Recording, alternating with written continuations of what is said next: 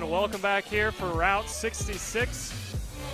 My name is Caleb Smog. Joining me inside the booth here is Emery Lida, and what's going to be a little bit of a damp day today, Emery, as the weather started to come down. It looked like we would have been under a weather delay. We missed a couple of practices, but now we're underway for qualifying. But if you look out on track, you can see the rooster tails, Emery. It's a little bit wet out today. Yeah, I mean, you're talking about 2 hours since we've seen anyone hit the track. The track is extremely damp. We've seen rain pretty much all weekend, but especially this morning, really heavy showers hitting the track. And, I mean, you see the 206 Sportsman starting out in the qualifying session. It's been almost 3 hours since those guys have been on the track, so really going to have to get used to the tricky conditions. It's a wet qualifying. It's only 3 laps, so they're not going to have a lot of time to get used to it, but they have had a lot of experience on this weekend with the amount of rain we've seen. Hardly any dry running, so that has to factor into things. And with the rain starting to come down again even heavier, it's just going to continue to change up the track conditions as we get started on this weekend. Yeah, and we're actually here at beautiful Motorsports Country Club of Cincinnati, and something that's a little bit different is there's been a whole lot of updates that happen. They have new pavement down. They redid the track completely. They also added on to it. So I think this is the first time for a national or regional race that we're going to be running under the rain. It's the first one for MCC as itself as we continue to watch some kiddos. You can see just how beautiful the track is with the water reflecting off of it and the curbings. The track is looking absolutely phenomenal. But like you said, these kiddos are out on track. It's going to be a huge learning experience, and there's also not a whole lot of rubber down. So typically you'll see people go on the higher line to get off of what the rubber would be down because it'll act like ice when they hit it. So since it's kind of a green track, there's really not much that we know we're going to have to be looking out for. It's kind of a little bit of a shake of open up a Pandora's box, if you will, Emery. Yeah, and I was talking to some people earlier in the paddock about how this would change things just with the lack of rubber on this track, and they said you could almost run more of a dry line compared to what you would expect in the rain. And obviously with the lower powered classes in general, you often see that. And so if you're watching the line of what the 206 Cadet, you can see them now coming through sort of the underneath hairpin, and it's just really going to be about finding the right line for them. I mean, this is, again, a 3-lap qualifying, not a lot of time to get into rhythm. We've seen already a lot of karts struggling to make it through. This is a track that has a lot of standing water on it, so it's just going to be about finding the right line for traction and trying to make the most of it. Yeah, and that's a great point you bring up now. It's still sprinkling. The track is still completely wet. If it continues to dry up with those wet tires they have on, at some point they're going to have to look for what spots on the track to go for, because if you don't keep those tires completely soaked, they will overheat and get a little bit hot as we continue to watch lap number 1 out in the books. That is Brady Shad, currently went P1. He won a 1 minute 17.959. AJ Stoner currently sitting P2 with Braden DeMott sitting in the 3rd position. But again, lap number 1 where everyone's learning in a completely wet condition, that is completely subject to change, Emery. Yeah, and Shad has been someone that's been fast all year. Haven't really seen a lot of him in the rain, but a 1:17.9 on the first lap puts 8/10 on the field. So really a good start to the weekend for the Wisconsin native on the Nitro kart. He's up front. You got Christopher Utzi, another face that we've seen up at the front in this 206 Sportsman class. And then Landon Buer in P3, AJ Stoner in P4 so far. Really, though, this track, again, the first lap or so you would expect to get tentative, and as they get more rhythm, more understanding, and a little bit of a line starts to form through all the standing water, you would expect the times to decrease quite dramatically, especially with a field that reaches up to 14 karts. Yeah, so as we continue to watch, like we said, lap number 1 is currently in the books, and there's still more to go right now.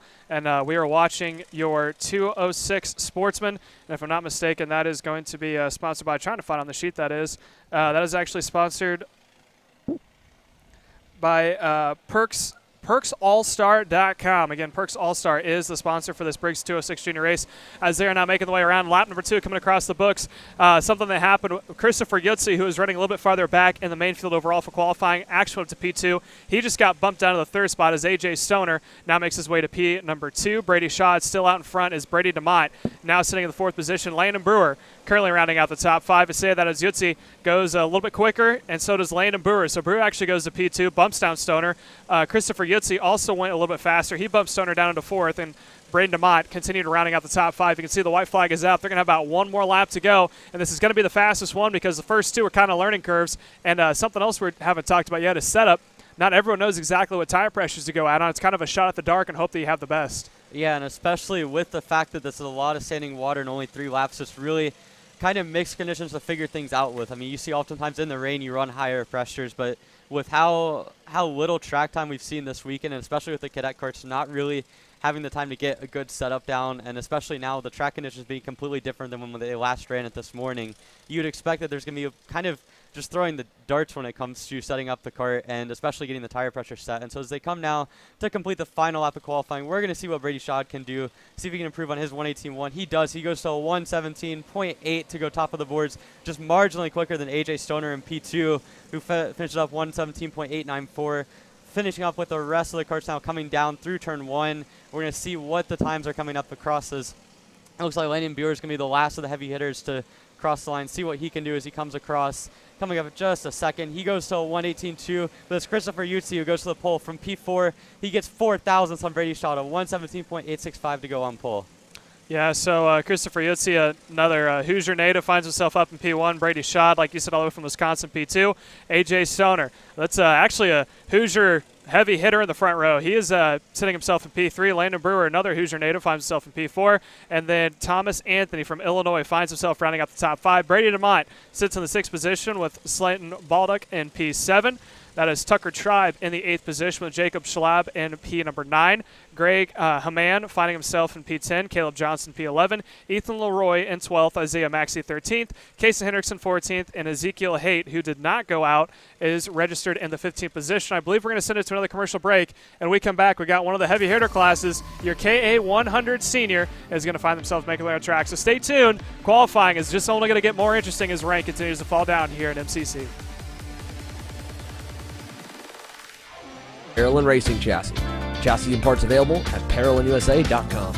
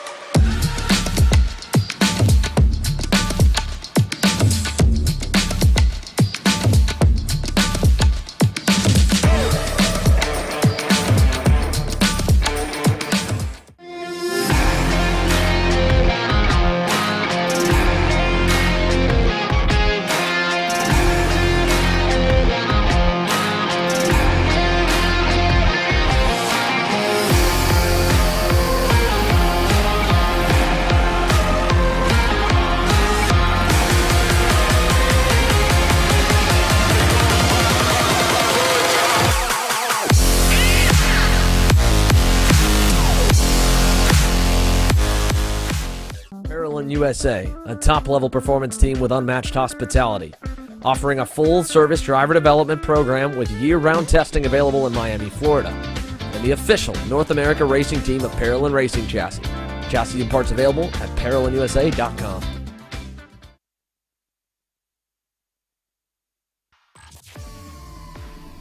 And welcome back here to beautiful MCC. We're getting underway for qualifying with one of our headline events. This is your KA100 Sr class out for the qualifying run. And Emery, as you said before, 3 laps is going to go by fairly quickly, and it's a big learning curve they're going to have to go through right about now. Yeah, and especially with a class as big as KA Senior. I mean, we have seen guys all weekend. They've had the opportunity to practice quite a bit in the rain. Though 25 karts entered in this one, a lot of people did not take part in the 2 practices. I mean, we saw a lot of heavy hitters didn't go out in the second practice. That means they're in the back of the roof. But we see Emerson Reed going off the track, coming out of the inside hairpin there. That's going to get a lot of dirt on his kart, a lot of dirt on the tires. So a really rough start to the weekend for him. But this is a class, a lot of really fast guys out here.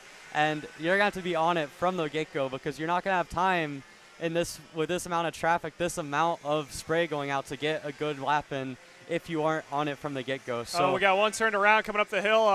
That is actually heading from the old part of the track to the new part of the track, so he is facing the wrong way. He is getting underway now. I can't really see a number on that. It's a little bit farther away from our cameras as we continue to watch. There's Alexander Kardashian making his way across the line. He goes to the top of the board, and right behind him is Jers, I believe, Austin Jers, who's running right behind him. But we say that Alex Stanfield went purple that last time by. He's just a little bit farther back. So who we're watching right now out in front of that bright orange suit is Alexander Kardashian making his way into turn number 4 as the rest of the field continues to follow. And it looks like Kardashian's going to settle into P3. Oliver Cunningham is sitting P number 2. And that is Gratian Rozetzian finding himself now in P5 as Evan Hansen goes to inside the top 5 into P4. Waiting for a few of the heavy hitters that did not go out for second practice to come through now as they'll come across the line. Adam Maxwell to the pole so far with a 109.7. Alex Feldstein's lap from earlier keeps him in P2 for the moment with a 110.5. Feldstein able to get a good lap on his first lap. We got another one turned around. And we got another spin. That looks like that might be one of the OTKs possibly out of the AMAX Racing group. We'll try to get a number on that in a second, but certainly really, really good first lap for Adam Maxwell to put himself almost 8/10 clear of the field. As now looking down the list of some of the guys from the first group are going to come through to take their white flag. Alexander Kardashian will be the first across the line. You see him now. Looks like he's pulled a little bit of a gap to Austin Jers, but he doesn't go much faster. Stays in P4, Jers in P5. So we go down the rest of the list now, continuing to get their white flag laps. This is the time to absolutely maximize it. So you see now Oliver Cunningham coming through the backside of the track. He is a guy that has put himself in the top 10. Still be happy with that effort now. And at the moment, it's Maxwell's first lap, still sticking up with a 109.7. Yeah, and it looks like there's a yellow out into turn number 2. So not quite sure how it's going to handle on the last lap. Again, you can see everyone fighting for grip as the backing continues to kick out. Here's Alexander Kardashian making his way through the middle parts of the track. He currently is sitting, I believe, in the 6th position. He was provisionally on pole as he goes a little wide there on the exit from the transition to the old new parts of the track. So we'll see what he can do. As there's some other heavy hitters making their way through. I believe that may have been Austin Jers we saw there for a split moment as we continue to watch this everyone all over the track as they're making their way down to the line to get the checkered flag. We got one more coming across the stripe to get the white. Next one to him, I believe, is going to be Kardashian, followed by Jers. So, like I said, Kardashian sitting in 6th, Jers sitting in 7th. Let's see what they can do this time by. Checkered flag is going to be out for the final time. That is, like I said, I think Kardashian moves up into P4. Jers moves up into P2. So they both moved up. Maxwell currently sitting provisional pole. Brandon Lemke also is sitting in the 3rd spot. He got bumped down, but he still has his final lap remaining. So let's see if there's any more heavy hitters as we're still finishing this last half a lap here, Emery. Yeah, it looks like Brandon Lemke might be the one guy to have a challenge for Adam Maxwell. We're going to see guys coming across the line for the next 40-odd seconds. It will be all the way down to Nick Terlecki. Will be the last person across the line. He's all the way back down to the bottom of the timesheets, but might be one to watch here. As now Maxwell doesn't improve on his last lap. Lemke still has to come through, but it looks like he might have pulled off into the pits here. So he cannot improve on his final lap. So it looks like Adam Maxwell sitting safe. Austin Jers with his good 3rd lap, able to put himself into P2. You've got Brandon Lemke settling for P3 by the looks of it. Josh Holtz coming across the line now to finish his lap. You see a big pack of carts coming up to the finish line as they're going to finish up their laps. And then you've got one more coming to the line pretty soon here. So it looks like it's all settled for Adam Maxwell. A really good qualifying effort. P1 in every single session for him, or in every single lap. Finishes up by almost 6/10 on the pole, so a blistering pace for him. Austin Jers in 2nd, Brandon Lemke in 3rd, Alex Feldstein in 4th, with Alexander Kardashian rounding out your top 5 in KA Senior. Yeah, that was a very good qualifying and very exciting qualifying run.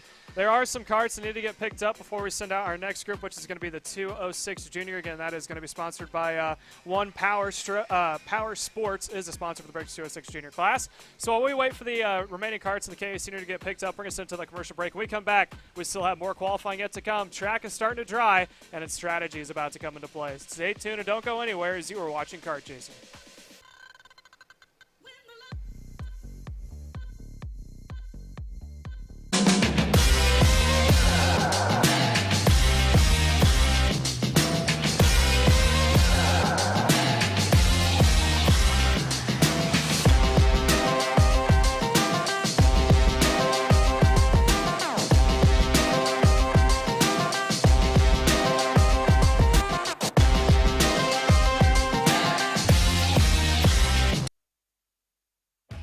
Kart Store USA is a kart parts supplier that racers and retailers can count on when they need reliable advice and service. We focus on servicing all racers with honesty and pride while maintaining customer satisfaction.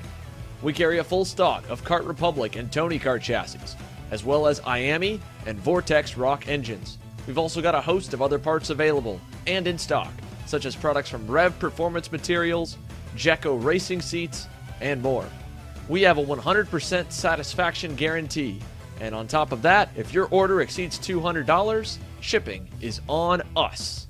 Check out all we have to offer today by visiting us online at kartstore-usa.com. As the Western importer of the Praga and Formula K chassis brands, Leading Edge Motorsports is a high-performance kart shop and race team with a simple mission: teach others the joy of high-performance driving, supply our customers with the highest quality products and services, and most of all, win races. With our remarkable racing inventory, expert services, and top-ranked national-level team to back it up, we'll help to get your new kart racing package up and running fast.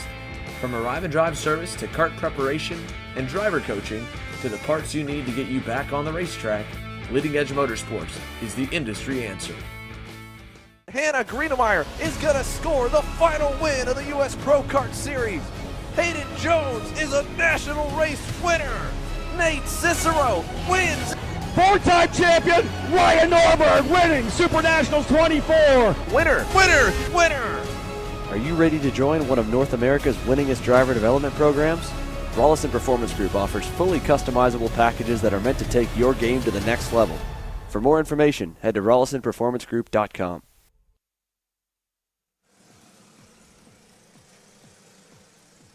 And welcome back here to Kart Chaser. Again, this is Route 66, round number 3 here at beautiful MCC in Cincinnati.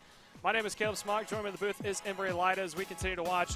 We're about to get underway here for the qualifying with 206 Jr. They are out for their first lap to try to get some heat of the tires so they get the green this next time by.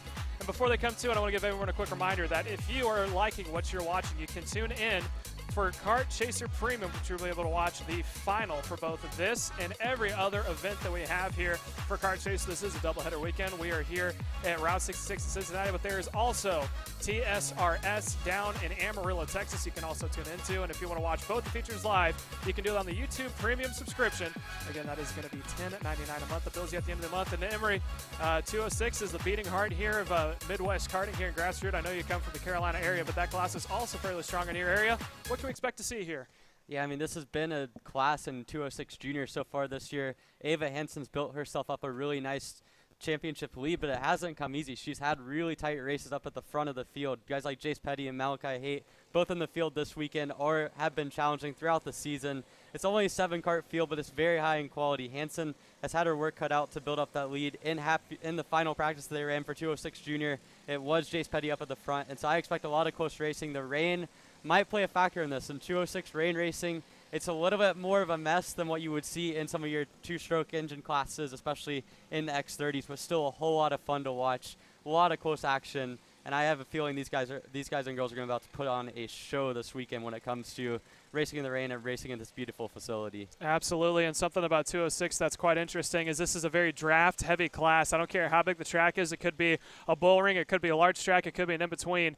It's all about staying into a tow, and as you said, this is only a 7-kart field, but it's going to be deep because when it comes time for the feature, it's going to be who can stay in the draft, as we're already seeing it a little bit. Even in the rain, everyone's trying to work a tow to their advantage, maybe a little bit of bump drafting that's happening mid-parts of the track as they now make their way to complete lap number 1, and this is going to be the telltale to see who's going to be quick off the bat, but some of these guys are already going nose to tail, trying to get a draft going for each other. Is about to see lap number 1 in the books. If I'm not mistaken, I believe that we're watching Jackson Woonley making his way around, leading that front pack as they continue now to come across the start-finish straight. Yeah, now Ava Hansen will be the first one across the line. See what kind of time she puts in. It's a 1:18.4.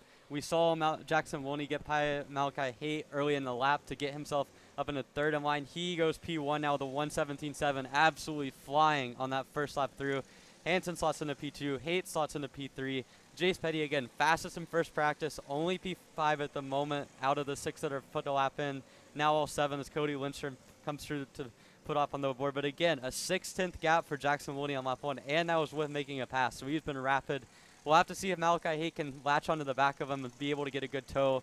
Maybe follow some of his lines. Again, like we mentioned earlier, it is a class, or this is a track at the moment that a lot of these guys haven't been on for multiple hours. So it's going to be a little bit of a new experience for them with the new weather, just kind of getting the right lines down, getting the right speed, and it's going to take them a couple laps to get used to it. So Wolney right out of the box showing some of his adaptability. But Hansen, Schlinker, Malachi Haight, and Jace Petty, all of them have a shot to improve in the coming laps to be able to upset Wolney into P1. Yeah, and I've also been keeping an eye on the weather. We're currently in a bubble right now where it's dry, and the track is actually probably going to start to dry up here soon as the rain has come to a stop. The sun is starting to peek back out, but it looks like there's another cell forming somewhere here in the next couple of hours. And if it stays dry, when it comes time for that KA junior class, qualifying might be interesting because it's going to be that in-between stage where it's greasy. It's not entirely dry. It's not entirely wet. So here shortly, if there's a dry line forming, we may see some guys trying to do the high risk going to the slick tires. Emery, what do you think we're going to expect to see from that? Yeah, I mean, I've always been on the side of you try to put slicks on as soon as you can, if all possible. Kind of risk versus reward. And at the moment with this track, it's nowhere close to being slick, but you're already seeing some of the difference. As we form through turn 1, you can see now almost on the camera the difference between the off line and the racing line, just with the amount of standing water. I would expect that to continue over the next few minutes. But again, it's going to take a little while to dry, but once it goes in, you're going to have a tough decision to make because in qualifying, might not have time to get the slicks to work, but certainly it's an avenue that I feel like a couple people are going to try if the track continues to dry pretty rapidly. Yeah, and again, new pavement that's on the track. It is the summertime here in the Midwest, so the sun's going to be beaten down, hopefully evaporating some of this water as we're about to watch a checkered flag comes out. And as you said, it's still Jackson Woonley out in front right now. He is sitting at a 117.4, and just about roughly about almost a second off of him is Ava Hansen sitting in P2. Malachi Haight in the third position. So that is your top three as they're about to make their way down to get the checkered flag this time by. Let's see if there's any major changes, and that is going to be Ava Hansen coming across the line. Let's see if she's able to improve on her time. She does, but it is not enough to make herself go to that top step. Jackson Woonley comes across. He is also not able to improve. And I think that's going to lock it in there for Jackson Woonley unless Malachi Haight this time by. He is in this third group coming across the stripe. Checkered flag is out. Let's see Malachi Haight. Does not, sorry, that was Jolie Schleckner who came across, and P3 now bumps Ava Hannison back one more position. So that is going to be your top 7 locked in for 206 Junior. Yeah, Jackson Woonley on that last lap made another pass, so he's been absolutely rapid. Puts half a second on the field, and we've already seen just the dominance for him. Ava Hansen, your championship points leader, going to have to do some work from fourth on the grid, but again, with such a tight field, I would expect this to be a really fun race when we get to the pre-final. I would definitely agree, not only for this one, but also for the 206 senior class as well. Next up is going to be our mini Swifts, though, so stay tuned. Track is starting to dry, and it's only going to get more interesting from here, so stay tuned as you are watching Kart Chaser.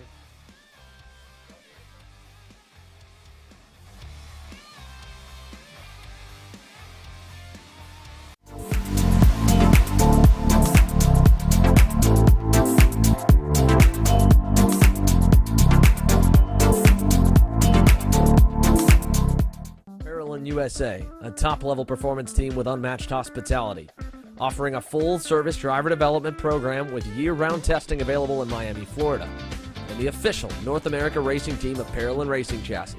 Chassis and parts available at ParolinUSA.com. If you're looking for top-grade equipment, look no further than Rev Performance Materials, engine mounts, sprockets, and arcade chains. Available online now at RevPerformanceMaterials.com and through a dealer near you. The highest quality material, built to the highest quality standards. Rev Performance Materials.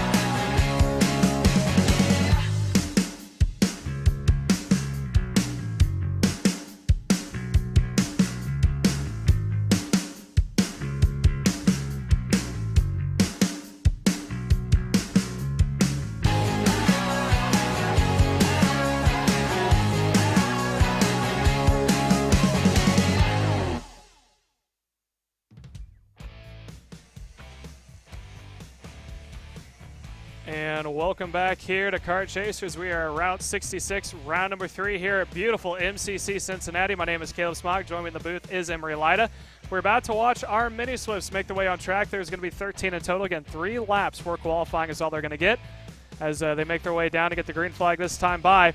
That is Brace Becknam is going to be the first one across the stripe. So, Emery, this is a little bit of the faster class when it comes time for the juniors, as we were talking about before. Something to keep an eye on, and something we're starting to see more and more is a dry line forming. As if you're looking on the track, you can see the normal racing line. There's not a whole lot of standing water, but there is completely wet all the way through, so it's not close enough to go to the slick tires. But I don't know if you're a betting man, Emery, but how long until you think they're going to start seeing some dry tires on track?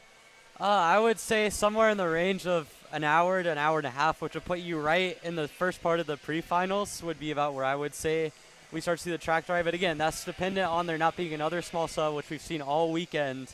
It has been hard to find dry running or completely dry running this whole weekend on this track. And so it's hard to say. With this mini Swift class, you have 12 karts. You have a number of classes with 10 to 15 karts. That's going to play into the favor of the track drying. You're going to be able to form more of a dry line, but it is going to take some time. With this mini Swift class especially, I would expect that you're going to see maybe for their pre-final it might be dry as we see one go around coming through the middle part of the track. I believe that might be I think that's Caleb Johnson. Yeah, I think that's probably Caleb Johnson in the orange helmet there. So a rough start to the weekend for him. But as we come across for the first lap, you see Benham Abernathy in the Merlin putting it onto P1 so far. Asen Dramalov, a little bit of an unknown, putting himself into P1 in happy hour. He slots into P3 at the moment. Jackson Tovo coming across for his first lap. You see now some of the heavy hitters. Guys like Brady Shaw. Ethan Tovo, your championship points leader, puts himself up into P1 with a 114.292. He goes to the top. Behind him, Abernathy's first lap keeps himself up in P2. Jackson Tovo in P3. Race Beckman in P4. Brady Shaw in P5. As now Devin Walsh puts 4/10 on the field to go P1 with a 113.8. The rest of the group was pretty close, but Walsh just put in an absolute heater there. Yeah, it's going to get quicker, too, as everyone's still trying to figure out this dry line on the track. And something I'm going to keep an eye on is turn 1. A lot of guys are licking the stamp and sending it. The back end's kicking out, and they're fighting that wheel going through. Typically, turn 1 is not entirely flat out. You usually have to lift just a little bit going through there. So with the rain especially, it's kind of a high risk, high reward if you can have it pay off for you as we continue to watch. We're about to see lap number 2 coming across the books as we are watching the 121 of Jacob Shalby making the way around, currently sitting in the 10th position as they're making the way down to the stripe. Let's see how lap number 2 is going to pay out.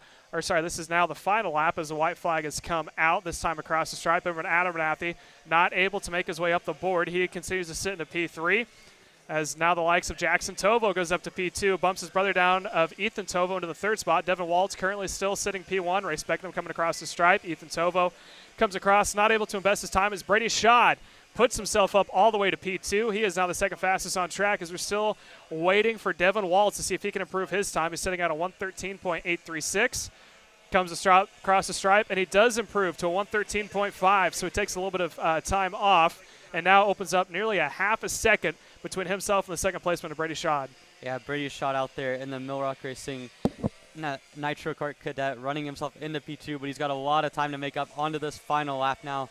Seeing some of the other guys coming through the hairpin now into turn 3, I think that is. You see just a lot and a lot of different movement up through the board. A couple of guys could not improve on that second lap, and it hurt them. You got Benham Abernathy, the first guy to cross the line. He will be the first person to take the checkered flag.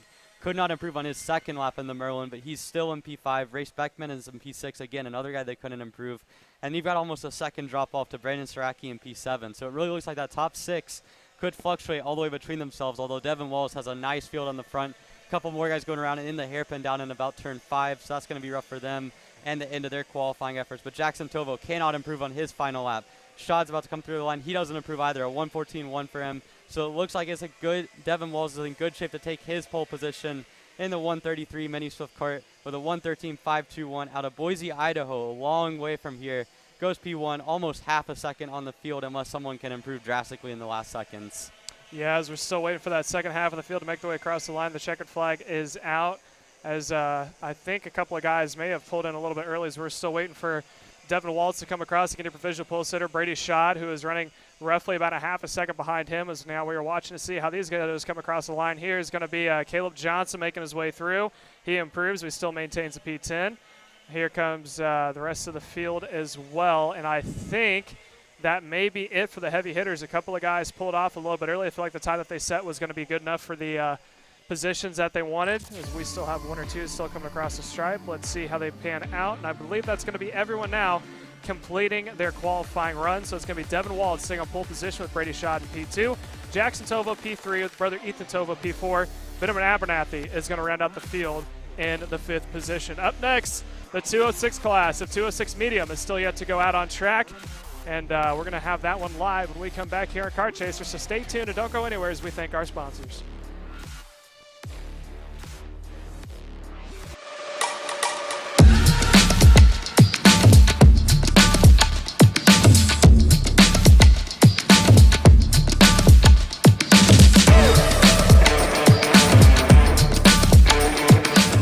I'm Billy Vincent, owner of MPG Motorsports.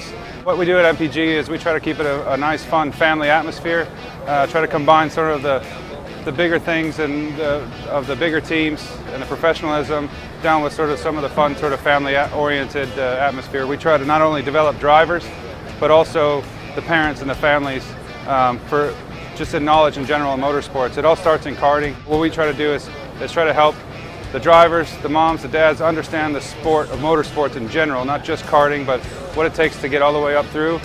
Whether you end up wanting to be a driver or a mechanic or an engineer, you know, we can help you with that, and that's what we're here for. If you're interested in joining us at MPG, our home base is at Whiteland Raceway Park in Indianapolis, and you can contact us at info@willpowerkart.com, and one of our great people will reach out to you, and we'll try to put the best program together.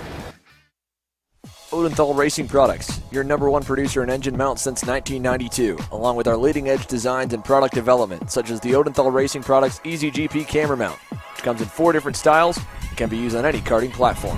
To see our products online, go to odenthalracing.com.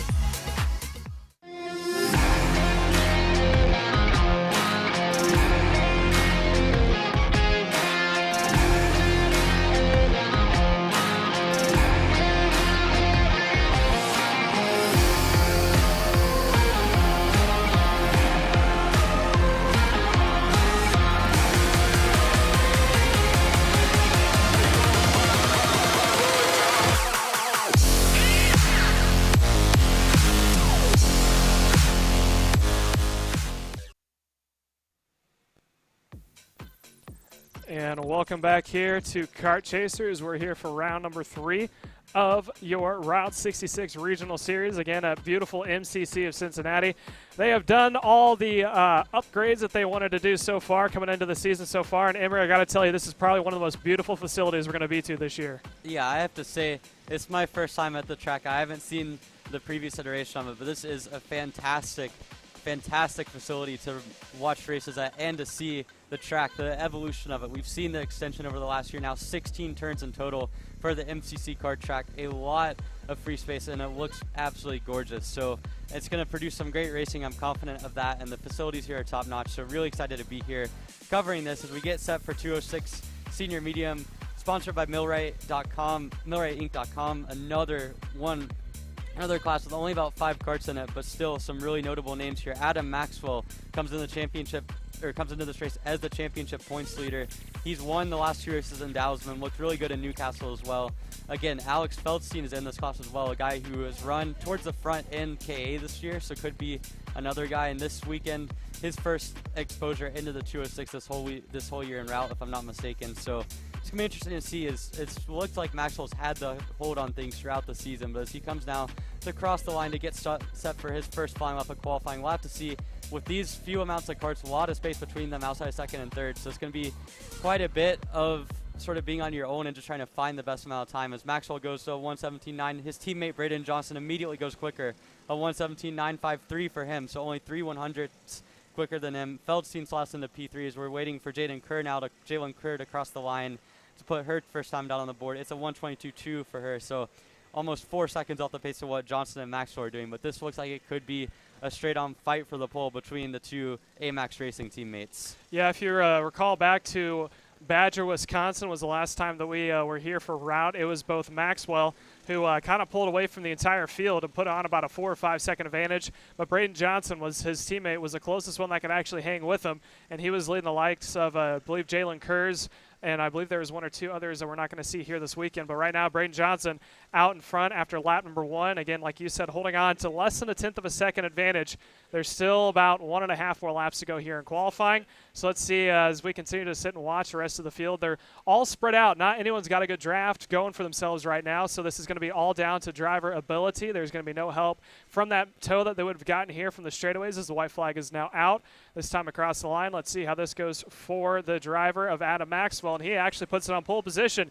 He now increases a 2/10 of a second advantage. But here comes Brady Johnson. How is he going to rebuttal? He goes to pole position. So Brady Johnson switching back and forth with his teammate of Adam Maxwell. Now holds out about a 1/10 over him. Alex Feldstein comes across the line for P number 3, currently sitting about 2 seconds back from the top 2. So right now it's Braden Johnson and Adam Maxwell putting on a class show right now, pulling away from the field. Yeah, we've got a complete just one-on-one showdown at the moment between Johnson and the 26 car, Adam Maxwell in the 141.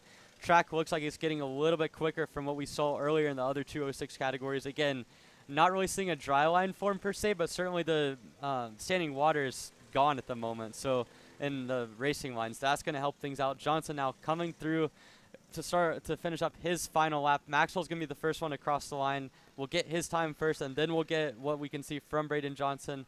Now as we get a look at Jalen Kerr now coming through, I believe that's turn 7 in the downhill right hairpin. So again, she's got quite a bit of time to make up, but really what we're focusing on at the moment is Braden Johnson, Adam Maxwell. Can Johnson unseat Maxwell?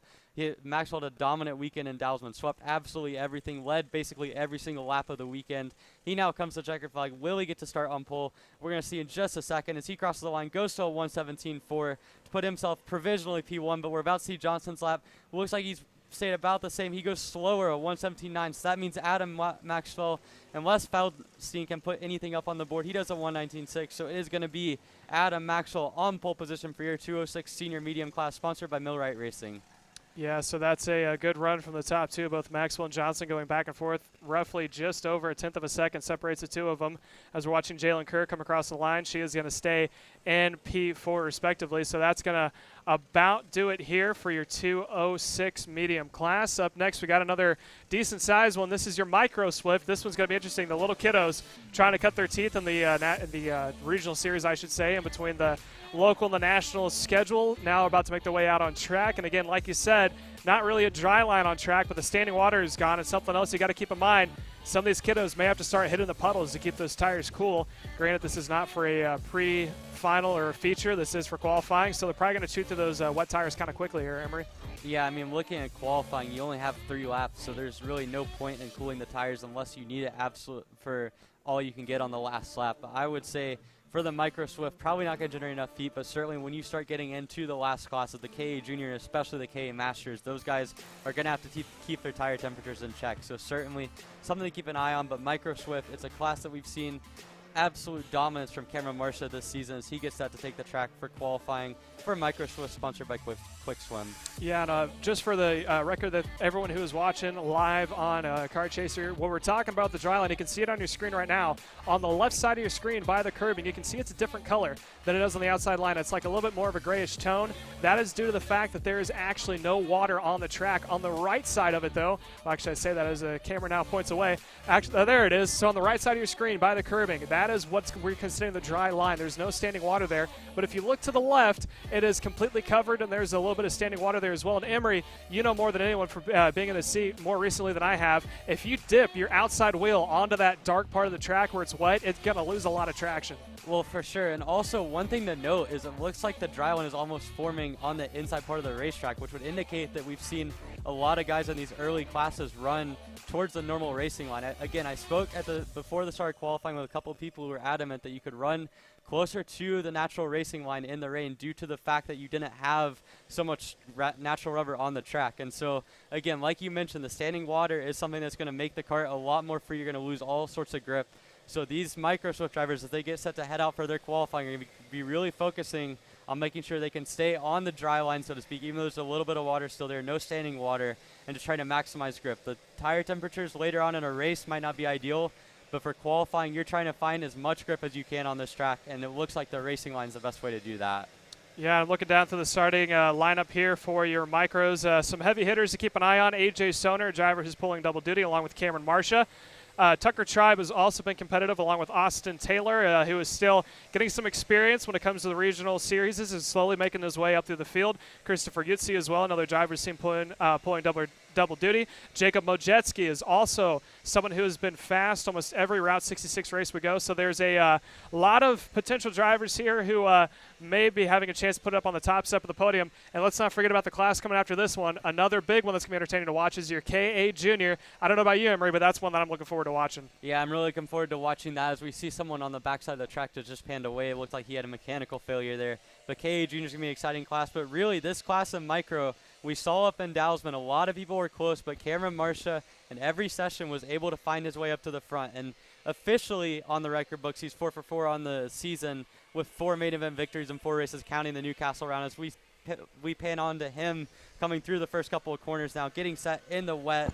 He's going to be the guy to watch here. He's been the guy that everyone's been trying to unseat. You've seen some guys like AJ Stoner who put it on pole at USPKS at GoPro. We've seen guys like Christopher Yutzi as well as Jacob Majeski. All of them have had a lot of natural pace at points over the course of the season, but it's just about finding the right amount of consistency because Marcia clearly has everything set. As they come through to start up their first lap now, we're going to get a good look at what this micro Swift class looks like in the weekend so far. Yeah, so lap number 1 is now started here for the first qualifying run as we're making the way through.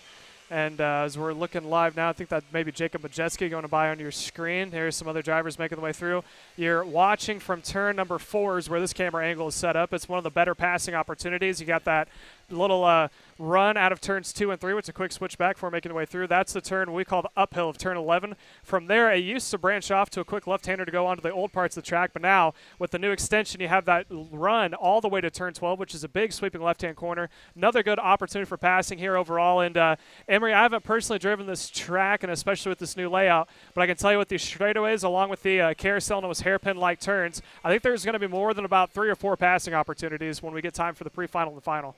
Yeah, it's one of those tracks where you have a lot of passing opportunities on paper, but I will say the narrowness of this track is going to make it difficult to pass. And so, again, qualifying is going to be critical. You're going to have the opportunity to make it through the field with the amount of passing zones you have, especially into the turn 2 hairpin, the turn 5 hairpin, and then on the backside of the track, the long left-hander. But it's going to be tough to do it because you're going to lose so much time with the narrowness of the track and trying not to crash into other people. So certainly qualifying is critical, and right now it looks like Cameron Marcia, as we've seen throughout the season, has a stranglehold on this field. Over 8 tenths to the next closest guy, that is Sebastian Kohler in the number 5 cart.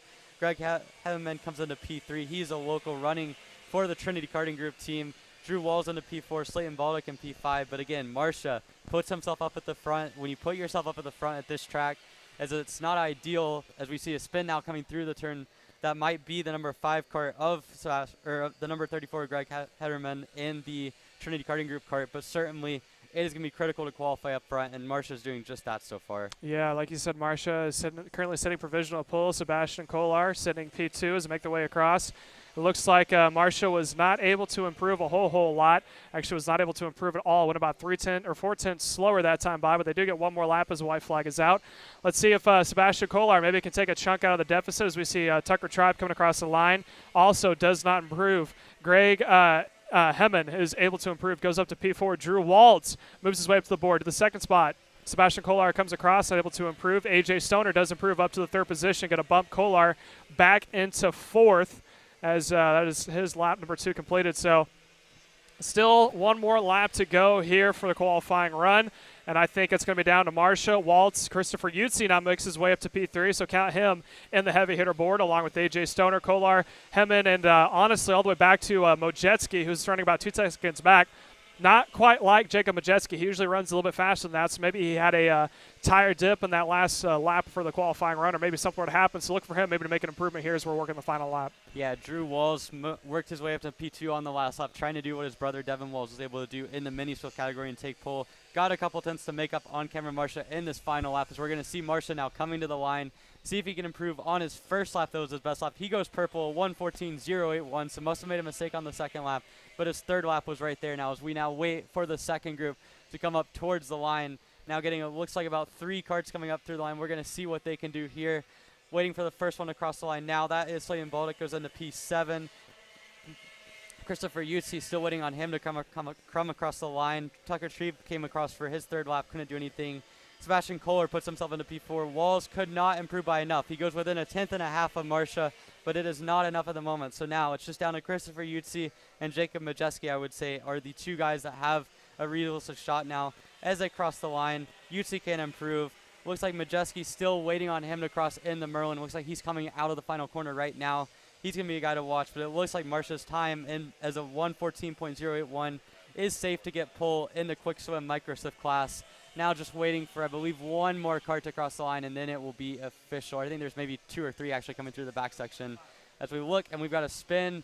Looks like that's on the cooldown lap. I'm trying to get a number on that. I think that might be Drew Walls on the 19, but I'm not exactly sure, but certainly it's the number 5 cart of Sebastian Kohler that is off on this cooldown lap. So a rough ending to the session for him. Looks like he's going to be able to get it back going, but certainly rough ending of the session as Cameron Marcia clinches another pole for him. I believe that's his 4th of the season in the quick swim micro swift class. Yeah, so that was your micro swift, and congratulations to the pole sitter of Cameron Marcia. We're going to sit to the commercial break. When we come back, we got KA100 Jr. still yet to come here on a drying track here at beautiful MCC of Cincinnati. Stay tuned and don't go anywhere as you are watching Car Chaser.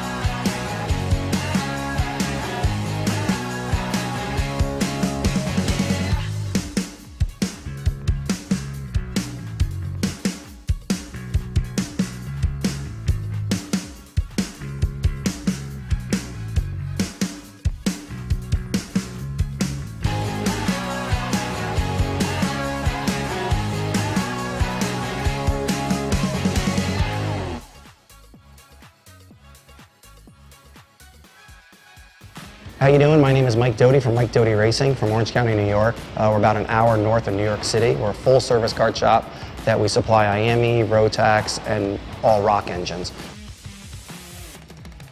We sell OTK parts and all the tires for all the different series. We support USPKS, SCUSA, Rotax, which is the Stars and Stripes, and the Rock Winter Tour. What we do is we try to get the drivers better by data, driver coaching, and setup. We have a lot of good drivers that come through our program. We have a lot of experience. I've been doing it for almost 35 years, and we just try to translate that to all our customers. For more info about Mike Doty Racing, you can contact us at mikedotyracing@gmail.com or call us at 845-551-0572.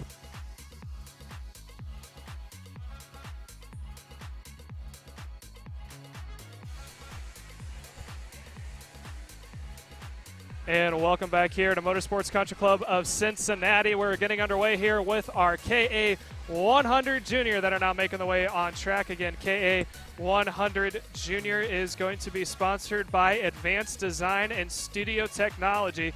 So thanks to the sponsors for them. And Emery, you got more experience here when it comes to KA. I'm more of a gearbox guy myself, so I'm probably going to let you take the heavier lead here when it comes to the time for the KAs. Yeah, I mean, this KA Junior class has been close all season long. A lot of heavy hitters been running at a variety of different places. We've seen up in Dowsman, it was a Cameron Brinkman show, but I don't think he is here this weekend. But you would see other guys like Austin Olds has been up in the front this whole season, grabbed a win on Saturday at Dowsman. He's been up at the front. You've got Ava Hansen, who obviously had a lot of speed in the 206 category. Ava Dobson's another one, maybe struggled a little bit this season. But certainly with the track drying up, with the faster karts in KA, it's going to be critical. These guys make sure they keep their tires underneath them for a 3-lap period. Don't overdrive the kart, just let the track come to you, because there is, like, you can see the dry line starting to form, but there's still a lot of standing water outside the track, and one slip up can absolutely ruin your lap in these KAs. Yeah, I would agree with that. And again, we're keeping an eye on the drying track. The sun decided to peek out of the clouds, although I think we're going to get fooled because just out into the distance, it looks like there's some more darker clouds rolling in. So we may get it just dry enough to go to the dry tires, just for more rain to come back down. So hopefully it's not the case. We like to see a dry race here. We're actually just talking to the track owner manager, Shawn Bayliff, and he said that this track runs really well, not only in the wet, but even better in the dry. And I think I would really like to see that today, but I have a feeling we're going to see it tomorrow, if not, because I think it's supposed to be nothing but clear skies and warm here this afternoon as we continue to watch as Quentin McPherson is currently out on track, the fastest one so far, only one to come across the line. So let's see, Henry Wheeler makes his way all the way up to P2 right now. Ava Hansen's got herself slotted into P number 3. We're still waiting for the likes of Dobson, Mateo Naranjo still yet to come across the line, as I think Naranjo just went up to P5, looking for the likes of Indy Anderson to be another quick driver, along with Malachi Haight. Austin Olds and Cash Perkins are all going to be heavy hitters here this afternoon. But right now it is the WPK kart of Henry Wheeler from actually his Ohio native, finds himself the fastest on track currently. Yeah, Danny Dzelski is a name in the KA junior ranks. We have not seen him in junior all season. Actually sat on pole at Stars up at Newcastle. Now he's running at route up in KA junior. Slides on to 4th as Malachi Haight puts up in a lap to put himself up into P3. So Dzelski, you can see him on the screen now working his way up towards the back section of the track in the Trinity Karting Group the Trinity Karting Group 88 kart. Again, a guy who has had a lot of fast pace this season in the senior ranks, but now coming up to this race to run in junior. It's really interesting to see him there. But Henry Wheeler put down a flyer on his first lap. And now as we see now, Quentin McPherson only about 2/10 off of him. The rest of the field almost a second off, as now Wheeler comes across for his second lap, cannot improve. Ava Hansen can't improve on her second lap either. And it really looks like maybe these people are struggling a little bit when it comes to overheating the tires. The driver's kind of showing to get in a good operating window now. As you can see, Mateo Naranjo jumps up to P6 with his latest lap in the Trinity Karting Group kart as well. So a lot of guys are improving a little bit, but it looks like the guys up at the front, like Henry Wheeler, Quentin McPherson, have not been able to find that extra pace on their second lap, and we'll have to see if they can group it together for their third lap. Yeah, so we continue to watch and see here if Henry Wheeler can hold on to that provisional pole as he's not making his way across the line here shortly. It looks like Malachi Haight able to improve on his second lap and maintains that third position. Quentin McPherson still sitting P2. Jace Petty and Austin Olds making the way across the line to complete their second lap, as Olds now finds himself inside the top 10 on the 10th position. But his teammate right now, Henry Wheeler, still the fastest car on track. Let's see if his second lap is going to be able to have any improvement whatsoever. Although I think maybe himself and McPherson might have pulled off a little bit early. They could have been content with that first lap and said, you know what, good enough for me, let's pull it off. Actually, McPherson makes his way across the line now. He improves his time, but not enough to overtake this man right here coming across the line. Henry Wheeler goes into P1, locks in his time. He is now sitting about 0.3 of a second faster McPherson for P2, as we're still waiting to see the likes of Malachi Haight, Daniel Dzelski, Ava Hansen. As Dzelski comes across the line, he does not improve, so he maintains that 4th position. Let's see who else is coming across. Jace Petty improves on his time. I believe we're still waiting for the likes of Austin Olds to come across, as Ryan Miller makes his way inside the top 10. He goes to P9. Gavin Bafmatien goes to P7. So a little bit of improvement here across the board, but it's still the fast man of Henry Wheeler out in front. Yeah, I mean, this looks like a really interesting KA class. We're going to see Austin Olds now finishing up his final lap. He looks like he's going to go all the way up to P9, but that's still a little bit disappointing for a guy who's in the championship hunt. Henry Wheeler, though, in the MPG Motorsports 802 kart, goes 0.3 clear of the field on the Willpower kart over Quentin McPherson in second place. Malachi Haight, a solid run for him in P3. Wesley Gunwer coming all the way from North Carolina puts himself into P4. Danny Dzelski in P5, again, making a return to senior. It looked like, It looked like him and his teammate Mateo Naranjo had a little bit of a mix-up on the last lap that maybe cost them a couple tenths. Probably not enough to make a difference between them being on pole, but they're going to have to work their way up a little bit. But certainly a really good run for Henry Wheeler. 0.3 on the field, a second up to third.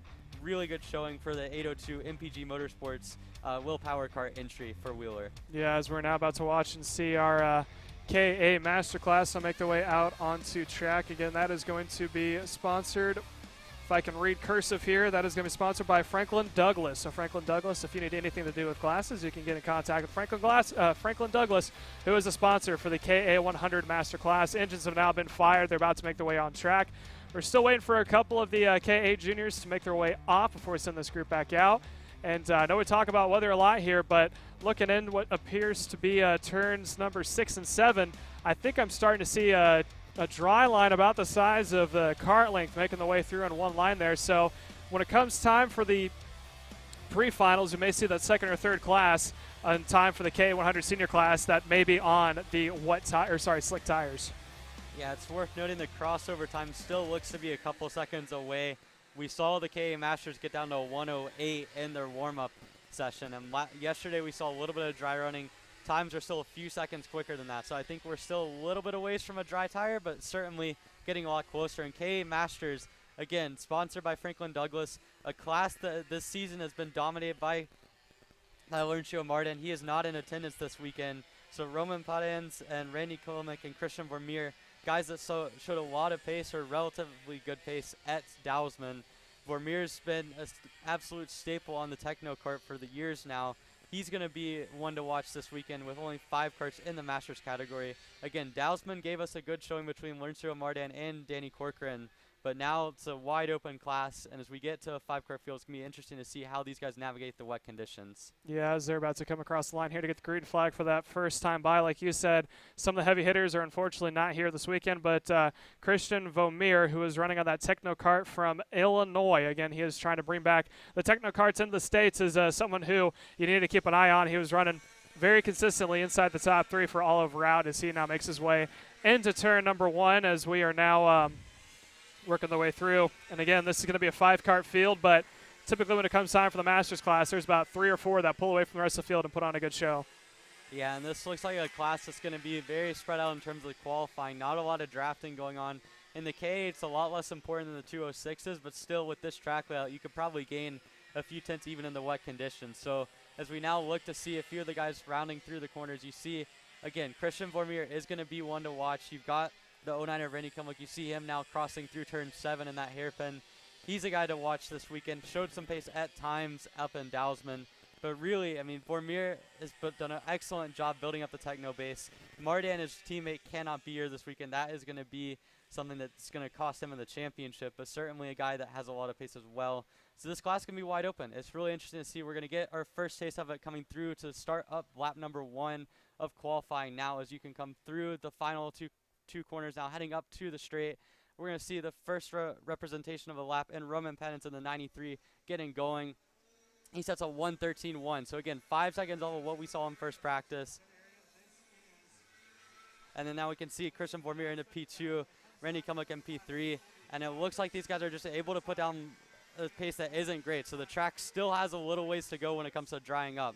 But now Christian Vermeer running into P2 now with a 1:13.6, but Padans has a full half second on the field. Andy Kutcher's into P3 now with a 1:13.6, and it looks like Chris Kutcher had an off at one point in the lap. He's a full 10 seconds off the pace. So Roman Padans is a guy that we saw up in Dowsman, had good pace. I believe he was on the podium on Sunday. It's just going to be interesting to see what he can do, but Vermeer is going to have a little bit to work with on the second lap.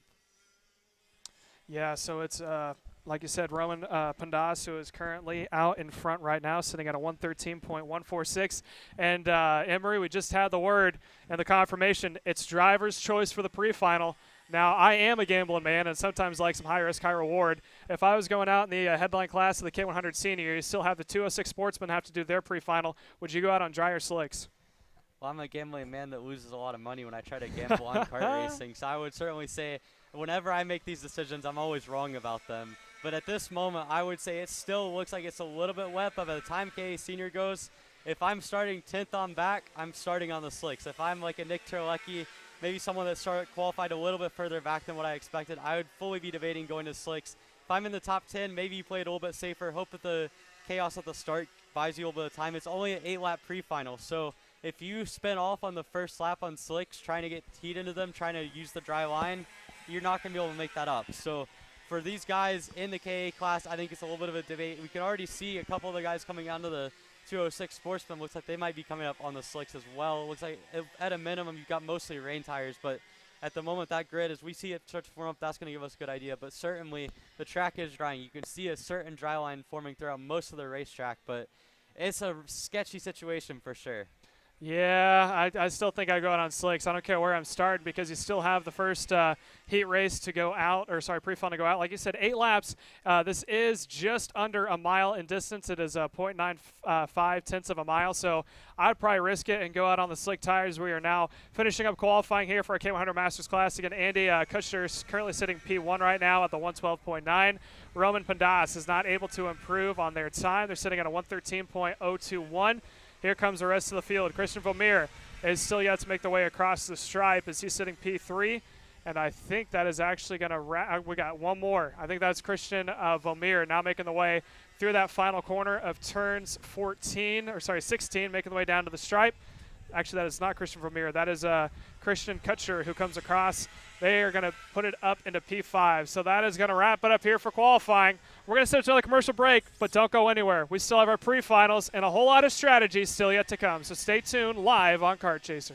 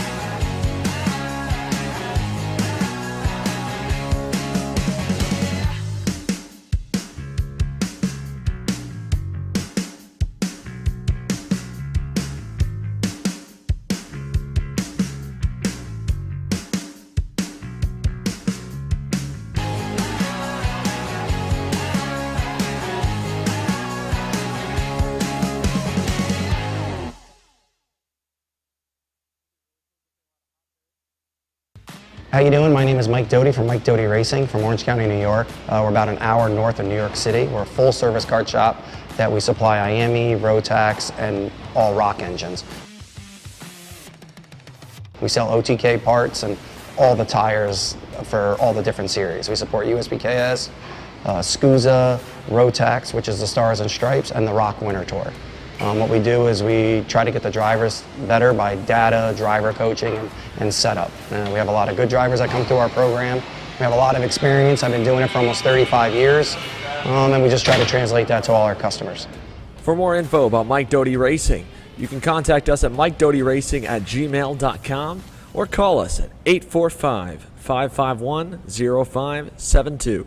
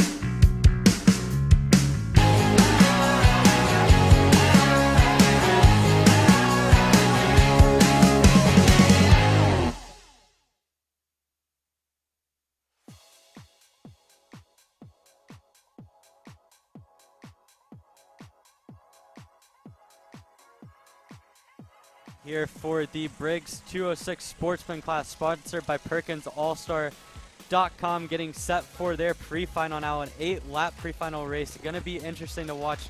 Track is definitely drying. We might see for the next race seeing a little bit of slicks, but certainly the track still seems just a little bit too damp at the moment for the 206 Sportsman.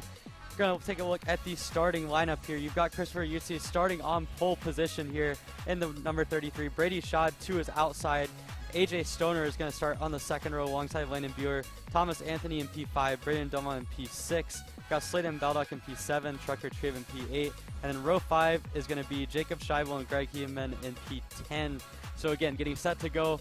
Looks like we're going to wait another lap for the start. A little bit too fast for the Briggs Cadet class. Yeah, and something else that's going to be interesting to watch is seeing who's coming up to the pit lane, because as we talked about, the highlight event, the KA100 Sr is up. So we got the 206 Sportsman that is yet to go, and then after that we go to KA Sr. And like you said, 8 laps for the pre-final is not a lot of amount of time, but there's hardly anyone up on grid right now. I think a lot of guys are waiting to see how this pans out, and I know typically when you get a one-time around, it may be annoying for the drivers, but if you're running in that KA Senior class, you are watching and monitoring the track right now. You're trying to see if there's a solid dry line going all the way through.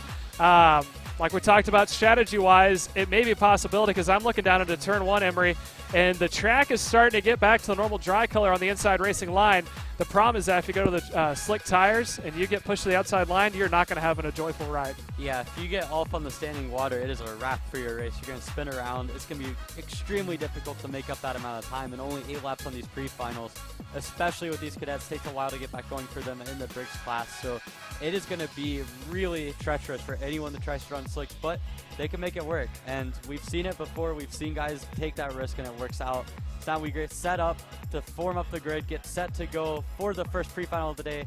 Briggs 206 cadet, they're going green. We've got a green. It looks like Christopher Yutzi able to keep his lead into turn 1. Brady Shaw trying to hang around the outside in P2 as we get down into the turn 2 now, spanning out too wide. Looks like everyone stayed relatively clean through that hairpin. Now Shaw's going to get a good run coming up the hill now, coming up out of the corner. Looks like Yutzi was able to squeeze him out a little bit, but Shaw stays on the inside. Going to get the lead into turn 4. What a move from Brady Shaw now. Takes the lead of the race. Christopher Yutzi into second as they've got a full line of cars down to about 7th or 8th now, going almost 3 wide coming into the turn 6 and 7 complex, but it's shot up the front. Christopher Yutzi into P2, and it looks like it's going to be about a 7 or 8 car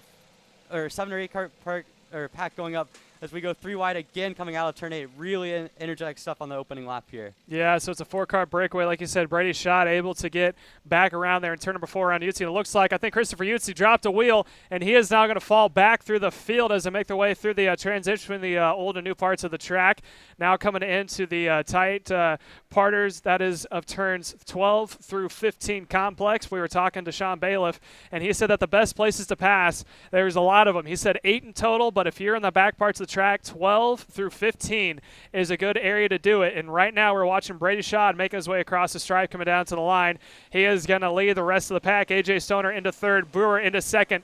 Landon Brewer now all over the back bumper of Shaw as they make their way down into turn number 2. And it looks like Brewer got a little wide. Maybe trying to see if he can't roll that outside line to get some more momentum coming out of turn number 3. Heading down into 4. Does he try to pop out? He stays in line, doesn't make a move, but off in the distance, A.J. Stoner in that cue ball helmet in P3 is staying in the draft of the top 2. 3-car battle for the lead as they make their way into the 6, 7, and 8 complex. Yeah, Shaw's able to get a good exit out of the turn 4. He gets himself up into the lead through turn 7. He still maintains it. It's a 3-car breakaway up to the front, all the way back to A.J. Stoner, who's barely holding onto the front 2 pack. And then you've got a big gap, a big mistake from Christopher Yutzi coming out through, I believe that was turn 10 on the first lap. Cost him a number of positions as now Stoner's the one that drops a wheel. Stoner's gone wide coming out of turn 10. He's lost the front pack. It looks like he's going to be able to get on and avoid losing any position, but he's now been dropped all the way to the 2nd pack now in 4th place. That's Sladen Baldick catching up to him in the 4th position, but still a massive mistake for Stoner. That's going to allow the front 2 to get away now as Brady Shaw continues to lead from Landon Bueller. It's going to be interesting to see if those guys are willing to stay 1 and 2. As I say that, Landon Bueller takes a look to the inside of Shaw, looking for the lead into turn 1. It looks like he's going to get it coming into the 1. Is Shaw going to try to trust him over? He stays in line in 2nd, and it looks like those 2 now have room to set sail and just wait for the pack behind him to try to catch up, as a big mistake from Stoner on that last lap opened up a 2-car breakaway. Yeah, that was almost a textbook pass there from Landon Brewer heading into turn 1, and Shaw did a great job. Didn't try to push the issue. Went straight to the back bumper. A little update on Christopher Yutzi, who was up in that top 4 originally. He now finds himself all the way back in the 6th position. A.J. Stoner is still in 3rd, but now he is under attack from the rest of the pack, being led by Slayton Baldick and company, along with Brayton DeMott, Christopher Yutzi, Caleb Johnson, and Thomas Abernathy, who are all in that mix as well. So a lot of separation there from the top 2 and the rest of the field, although Stoner starting to pull away from that 2nd group as we continue to watch the battle happening out in front. It is now Landon Brewer out in front with about a cart length to a cart length and a half over Brady Shaw in 2nd as they're now working. It's going to be 5 laps to go, 3 complete this time by. Yeah, so even with that pass on the last lap that was being completed right at the start-finish line, Landon Buer is still a second a lap quicker than what the group behind them was able to do from 5th on back. So, again, a massive mistake from Stoner. Never really know what his pace could have been there. It looks like that second group's kind of stabilized the gap. Maybe a little bit of a slower lap here from Buers. We're going to see that coming across the line, what sort of times they can do. They do a 1:16.7, waiting for Stoner now across the line. He gets down to the 1:17. Sladen Baldock in 4th goes with a 1:16.7. So that group now, he makes a look to the inside into turn 2, gets the position from AJ Stoner. A nice move from the Nitro Kart driver getting up into P3. See if Stoner tries to fight back. It looks like they're going to try to set sail on the front 2 now, who again, they're 2.8 seconds ahead of that group. But if they can work together, wait until the last lap, you might be able to catch up to them, because the pace done by Landon Bueller and Brady Shaw that last lap was not great. It was still purple, but it wasn't faster than what the other group was doing, and that's a big development now as we see more battling coming up the hill, coming up towards turn 9 and 10. Again, a really nice run for Sladen Baldock now to get himself up into P3 after the mistake from Christopher Yutzi and getting by AJ Stoner on this last lap. We'll have to see now if he leading the charge is going to find a way up to the front 2, but he's got a long way to make it. Yeah, that's who we were watching, was both AJ Stoner and Sladen Baldock. Again, Baldock up into 3rd, Stoner back into 4th. But now Stoner working the back bumper of Baldock, so maybe those two might be able to close up that gap just a little bit more. They're still in picture frame. There's your top 2 making their way down to the stripe. Landon Brewer and Brady Shaw just off in the distance. You can see 3rd and 4th. Baldock and Stoner is now the top 2 making their way across the line. Looks like there's no pass or an attempt for a pass by Shad. But last time by in 2nd, he did go purple. There goes your 3rd and 4th, and then followed by 5th and 6th. That's Christopher Yutzi and Brayton DeMott, who are running just behind us. Now here's an attempt for a pass on the inside. Yutzi almost went down one position to Brayton DeMott as they snake their way through the turns 4 heading up into 5. Here is Stoner on the back bumper of Baldock as there's the battle for 5th and 6th. Again, Yutzi still out in front. And it looks like now Brayton DeMott maybe trying to make a move on the inside heading up into 6th. Does not appear so as we switch back to your leaders. Going nose to tail. Brady Shaw pushing Landon Brewer. Yeah, taking a look now at the KA Senior grouping while there's a little bit of a die down on the action on grid. Looks like pretty much everyone in the field is going out on the rain tires, so no one really taking that risk. We're going to see if anyone goes on the grid. We'll get a continued look at that in a second, but it looks like Adam Maxwell MP1 is on the rain tires. You see as well as that Austin Urias MP2 all the way back down through the field, continuing to look. It looks like most of the guys out there are going to be on the rain tires. Maybe a couple will make that gamble, but certainly guys are not willing to risk it at this point. You can see coming through turn 1 there's a dry line, and there's also a chain in the lead on track as Brady Shaw takes his way up to the lead to complete lap number 5. Goes purple in the process, a 1:15.8. He's now clear of Landon Bueller. Those two continue to work together as now Shaw breaks away a little bit coming through turn 2. A mistake from Landon Bueller puts himself a little ways back as now Sladen Baldock in P3, AJ Stoner, they're still running 3 to 4 tenths slower than what Shaw is. So there's going to be no catching up for them. It's going to be all down to continuing to try to find more pace on this drying racetrack that is definitely forming a complete dry line through turn 1 at the moment. Yeah, I also see some guys down on track who also have some slick tires with them. And all the mechanics are staring. We talked about in turn 1 where it's a dry line. Again, this is for the KA100 Sr that's still yet to come in the next race. The track is dried up quite a bit from the start of the race until now. I think the dry tire is going to be the way to go. But we're only going to find out once they get themselves going out on track as we continue to have this race continue on. It's going to be 2 laps to go at the line. Like you said, Brady Shaw was able to get around Landon Brewer as they make their way through the final couple of corners of turns heading into 13, followed by 14, 15. Something else, too, you can hear the tires of this 206 cadet or sportsman class. They're starting to squeal, which means that they're starting to find more traction and then maybe just a little bit more gripped up. Here's the 2 to go at the line. Brady Shaw opening up a huge gap for Landon Brewer for second. Now Landon Brewer might be under attack here in the final 2 laps from both Sladen Baldock, who went purple last lap, followed by AJ Stoner. So those two together are a quick combo, and they're slowly starting to reel in second placement. Yeah, I wonder if Buer has a little bit of an issue now as he has lost a lot of pace. He's going to go defensive coming into turn 4 now. Really aggressive stuff from Buer after the last lap where he was on Shad coming into the lap, came out of the lap running 2.5 seconds back. It looks like it was something that happened over the course of the lap now. As now they go side by side into turn 7, you're going to see Sladen Baldock try. He crosses over Landon Bueller coming out of turn 7 now. Going through, looks like Bueller's been able to keep the position now, and it looks like AJ Stoner has found a way back by Sladen Bueller coming through that section. But man, Landon Bueller must have had something go wrong to get to find himself that low. Now Stoner's going to get underneath him coming through into turn 12. He's got the position on the inside. He's got it done. Move AJ Stoner up into P2. We'll have to see if Slayton Baldock can follow him through on the backside of the course. As now in the meantime, that has just allowed Brady Shaw to continue cruising up at the front as this track continues to dry. He's gotten quicker, but it was the first few laps for him where he had rapid pace along with Fewer that got himself into the race lead consistently. And now, as we see coming to the white flag, Shaw's way out in front at 1:15.3. Stoner matches that, but it's Landon Buer's fallen all the way down to P4, continuing to run in the 1:18. So a really rough couple laps for him, has seen him fall down the order all the way down to P4. Yeah, so AJ Stoner, like you said, up into P2. He's done a great job of keeping his head on straight, making sure that he doesn't make any mistakes. But now he is under attack from Slayton Baldock, as that's the battle watching right now. Again, that is Stoner out in front as they continue to go side by side. Here comes down the inside. Slayton Baldock thought about trying to pass heading into 6. He is going to stay in line.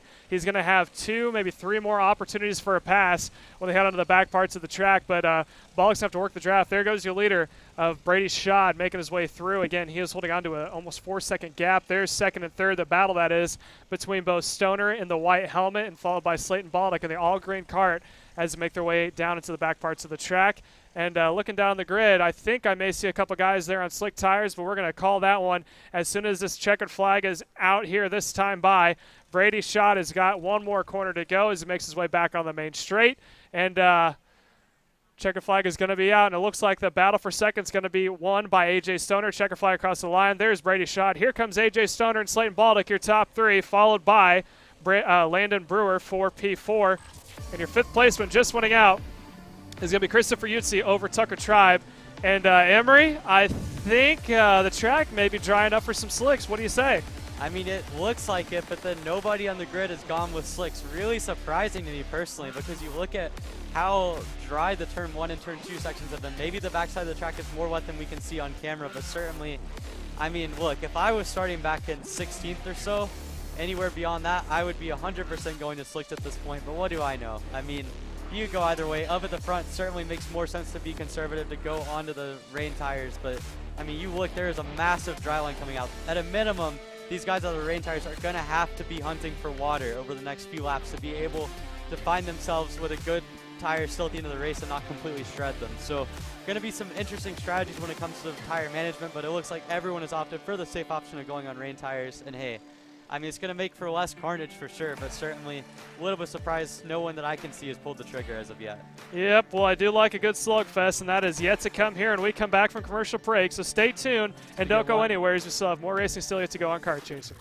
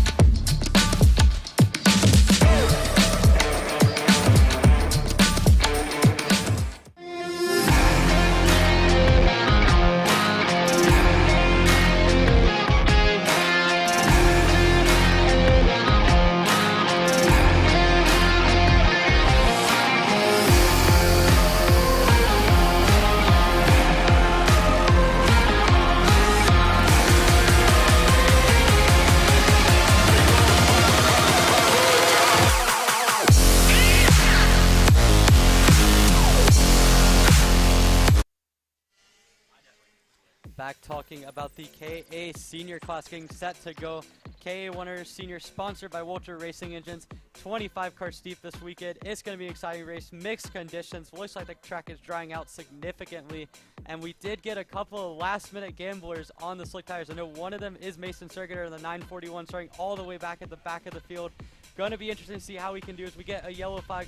First start's been aboard. It looks like they're just going to have to wait for another lap to go through. But everyone at the front is on the rain tires. It's going to be critical to manage temperatures here. Make sure that you're not overheating them, because once you get onto the dry line, it's going to absolutely overheat and cook those rain tires. So looks like Adam Maxwell is on pole position alongside Austin Years. A fantastic qualifying session from Maxwell. But all the way through the field, you've got a number of guys on the wet tires all the way back down through the rest of the grid. So anyone in that top 16 or so is all gone on the rain tires, the more conservative option. Going to give them more initial grip, but they're going to have to search for waters at certain parts of the racetrack. Going to be interesting to see how that pans out, but certainly really stacked field here. Looking down the grid, you've got Adam Maxwell in P1. Austin, you're starting second. Brandon Lemke, your championship points leader by over 200 points in P3. Alex Feldstein, a brilliant qualifying effort for him, into P4 position in the 942. Alexander Kardashian in P5. Clay Robbins has put himself in P6. Javier Das, kind of a local kid from Ohio, in P7 in the KR. Oliver Cunningham on the Franklin Motorsports entry in P8. Then you got Josh Host in the Host Driver Development car in P9. And Cheyenne Segal rounds out your top 10. All of those guys on the wet tires. It's going to be really the guys at the very end of the grid. I know Sergeter is one of them, but I think there might have been a couple more on the slick tires. How they can manage it, because if the track continues to dry, they might be the fastest karts on the track as we get set for the start. Yeah, as we are now watching to see if the green flag comes out, and it does. Adam Maxwell, Austin Jers, your front rows make their way through. It looks like Austin Jers gets a good run there from the outside line, makes his way to the point, and now let's see how the rest of the field stacks up into turn one. Again, that's probably the wettest part of the track. You're looking for guys trying to find the puddles to keep those tires cool, because if they don't, they will easily blister over, and they're going to lose all sorts of grip. But right now, Austin Jers open up a huge gap over Adam Maxwell, who is now into P2, as now Maxwell is under attack from Alex Feldstein, who is running now into the third position. Kardashian up one more spot. It looks like Feldstein's going to lose one, count that, 2 spots, as now that is a Kardashian getting around for the 4th spot. Yeah, Brandon Lemke was able to work himself up into P2 coming into turn 4. He'll now set after Austin Years. Again, a really good qualifying effort, continuing a really good season in general for Austin Years in his first season in the senior ranks. He's set sail now in the pre-final. Have to put in consistent laps. Again, managing the tires is going to be really critical in this race. You don't say it often in the KA categories. An air-cooled engine doesn't go all that fast, but in this race, with these drying conditions, you're going to have to find the waters. We see Lemke really looking for the water down the front straightaway, now trails back to the outside. Looking to P3, that looks to be Josh Host, who's had a fantastic start, going from 9th on the grid to 3rd at the end of lap 1. As now it looks like a big accordion coming into turn 1. It looks like down the rest of the field, you got guys like Nick Terlecki stuffing it into turn 2 on Javier Das. That looks to be for about P9 9 or 10 on the grid, so a good start for Terlecki as well. But at the front, you've got Lemke and Host look to be chasing down Austin Years. You got a fantastic start. And again, as they get to lap 2, Kardashian now going down the inside of Feldstein for P4. What has happened to Adam Maxwell? He's all the way down in P7 at the moment, and he's lost that front 6 group. So a really poor start for your pole sitter. But Austin Years, Brandon Lemke, and Josh Host look to be the front 3, look to be the fast on the track. As I say that, Josh Host drops the wheel coming out of turn 10. That will cost him quite a bit of time. We saw AJ Stoner do that in the 206 Sportsman category. We see it again from a more experienced driver in senior and Josh Holtz. And now that's allowed, again, Austin Years and Brandon Lemke to get a little bit of a gap on Holtz in P3. Yeah, as we watch, here's your leader, Austin Years, now making the way towards the start-finish straight. Lemke is into the distance and slowly starting to close him back up. You can see him going all the way off the racing line on the inside, trying to get those tires cooled through turn 1. There's Brandon Lemke. Last time by, Austin Years went purple, and he was only about 7/100ths faster than that man right there we're watching, Brandon Lemke, as he makes his way out of turn number 2. And right behind him, Josh Holtz, like you said, making all sorts of improvement. That is your top 3, starting to pull themselves away from the rest of the field as they snake their way now heading down into the turns number 5, 6, and 7 complex. On the exit, it looks like Lemke may have found a rhythm, but how much longer can that hold? Because Josh Holtz is slowly starting to close up too. We have one way off coming out of turn number 6, and there's your top 3. Yeah, yellow flag is out, but we're watching on the screen right now as they make their way down to the back parts of the track. There's one that is turned around that appears to be, I think, cart number 95 or 995, as they are now stuck inside the grass as the leader's about to complete one more lap. It's going to be 5 laps to go this time by for your leader of Austin Ures. Josh Holtz is absolutely flying at the moment. Made a mistake on the last lap. He's already caught Brandon Lemke. Speaking from experience, this is the conditions that Josh Holtz got his first USPKS win all the way back in 2019 at the Ocala Grand Prix. Knows how to run in these mixed conditions in a drying racetrack as he sends one on Lemke into turn 2, slides up in front of him. A little bit of a slide job on the wet part of the racetrack. Gets the job done. We'll see if Lemke's willing to work with him. He pushes him down into turn 4. And now Holtz, who just put an absolutely blistering lap of 104.8, a full 7/10 quicker than what Austin Ures is doing up front. A full 7/10 quicker than anyone on the racetrack for Josh Holtz at the moment, who's now sets his sights on Austin Ures. Lemke's in trail now. Alexander Kardashian's, again, has worked his way up into P4. Him and Oliver Cunningham have dropped Alex Felstein a little bit, and the field spread in this race is absolutely massive. You're seeing gaps of almost 2 to 3 seconds a lap form between the guys running at the front and in the back. Looking at Mason Sergener, the guy who is on the dry weather tire, he's still about 4 seconds off of what Holtz is doing. So again, the crossover period is coming, but it's not been quite enough for Sergener, who just cannot get that slick tire to work, as in the meantime, we are seeing Josh Holtz reel in Austin Ures incredibly fast in the 982 Holtz driver development team. Past Lemke on this lap to get into P2. He resets his fastest time, goes on 105.3. Again, 7/10 clear on what Austin Ures was doing at the front. Lemke can't keep up. Meanwhile, Kardashian and Oliver Cunningham are running fast based on 4th and 5th. Probably not going to have time to get up to Austin Ures, but they might get up to Brandon Lemke in P3. And here's a possible pass on the inside from Austin Holtz, and he does so. So that is now Josh Holtz, who is able to get around Austin Ures. Sorry, that was a mistake on my part. So it's now Austin back into P2, and Josh Holtz is putting on a mega run right now, pulling away from Ures in a matter of about 2 or 3 corners, and now trying to reel in the second place, but that is Brandon Lemke for third, trying to close him back in. There, your screen went by, was Kardashians. There's the mid-pack battles that make their way through. Again, that is between Feldstein, Bryce Merceberg, Harbor Das, Evan Hansen, all in that battle for the 6th on back. As we now continue to watch, let's see, Josh Holtz pulled away a mega run so far from Ures for second. It looks like we have one back marker starting to pull back in. On the dry tires. Yeah, so Sergener's coming in, and 3 laps to go this time by. Holtz opening up now about a second lead in a matter of half a lap. 1.6 seconds quicker than Austin Ures on that last lap. Holtz has absolutely found a ton of pace and rhythm. Made the one mistake early on in the race, but since then he has been absolutely flawless. A 105.0, 1.6 seconds clearer than the Ures. He's still half a second clear of anyone else on the racetrack. Kardashian in P4 is running a pace that's fast enough to get himself up to Lemke in P3 at the moment, but certainly this has been Josh Holtz's race to come alive. From 9th on the grid, he's up to P1. Kardashian and Cunningham are chasing down Lemke and Ures, who seem to have lost a little of pace from the start of the race. But at the moment, it looks like it's going to be the top 3. Holtz pulling away from Ures and Lemke, and then the rest of the field continuing to battle as they come up the hill. But we get a good look now as Josh Holtz come through the turn 12 and 13 complex. A good 7-8 kart lengths lead he's pull out on Austin Ures, who seems to have found a little bit more pace on this last lap, but still just an incredible lap time here by Josh Holtz, who has been able to find himself up to the front. Then you see a big train battling from about P7 on back. That looks to be Evan Hansen leading the train, as well as Javier Das. Nick Terlecki working himself up into P9 at the moment. He makes a nice move there, but that whole group is getting mixed up all the way down. Adam Kreppen back through there, all the way down to about Gio Cardone, all the way back in P13. Just a complete chaotic mix as now Terlecki and I believe that is Evan Hansen. So yeah, Hansen and Terlecki have pulled away from the front of that group, trying to chase down Bryce Merceberger now.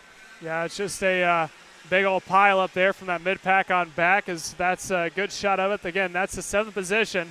Led back, so that's Bryce Merceberger, who is leading over Hansen, Terlecki, Harbor Das, Adam Krippen also up in the mix.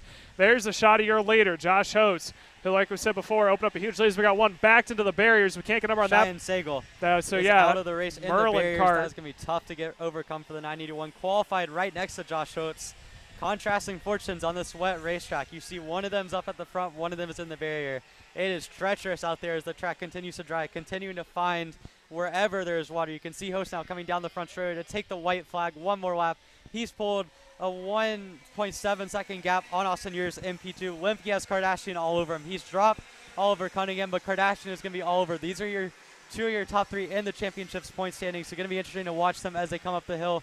Holtz has this race under control if he doesn't drop a wheel or anything, and now the battle looks to be between Alexander Kardashian and So as we got one in the barrier, that looks to be Adam Kreppen on the last lap. He had worked himself in the top 10. Him and Gio Cardone made contact. Cardone's off the track coming through turn 2. Kreppen's coming back up. And that is a nightmare for those two guys who have lost a ton of spots now. As we focus our looks back on towards the backside of the racetrack, going to try to get a good eye on who is coming out on top. You can see Holtz has this race completely sorted. Jers is in second. Lemke has maintained his position on Alexander Kardashian for P3 at the moment. But as we come now to the back section, one more opportunity for Kardashian. Lemke goes defensive. Might want to watch for a crossover as we come out of turn 14 into turn 15. Holtz is going to come to see the checkered flag to win the pre-final, and the battle on for P3 is going to be the one. Josh Holtz takes the victory from ninth on the grid. Yours in second, and it looks to be Alexander Kardashian going to barely beat Brandon Lemke to the line for P3. Oliver Cunningham comes through for a solid P5, and it's a big gap back to Alex Felsi in P6. Bryce Mersberger in P7, and it looks like Nick Terlecki has almost caught him for P8. Not quite going to get there, as now we see some more battling, rounding out your top 10. And down through the list, you got Evan Hansen and Emerson Reed. A really fun, exciting race, complete with Josh Holtz running through the field to get himself the pre-final victory. He will start at the front for the main event in the final. Yeah, so congratulations to winner of Josh Holtz. Again, that is Austin Jers coming across in P2 and Kardashian in P number 3. We're going to sit until a commercial break. When we come back with some more pre-finals still yet to come here on Kart Chaser.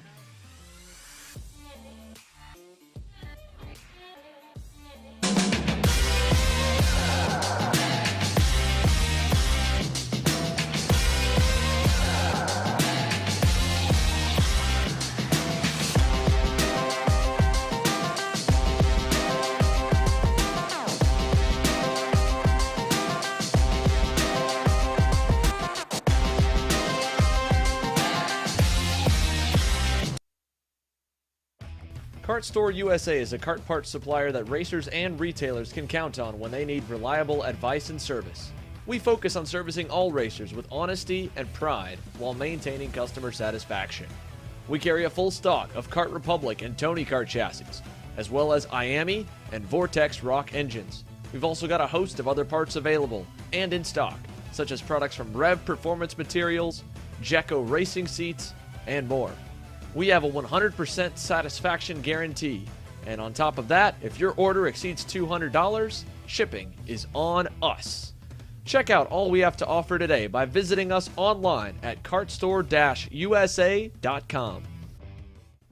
As the Western importer of the Praga and Formula K chassis brands, Leading Edge Motorsports is a high-performance kart shop and race team with a simple mission: teach others the joy of high-performance driving, supply our customers with the highest quality products and services, and most of all, win races.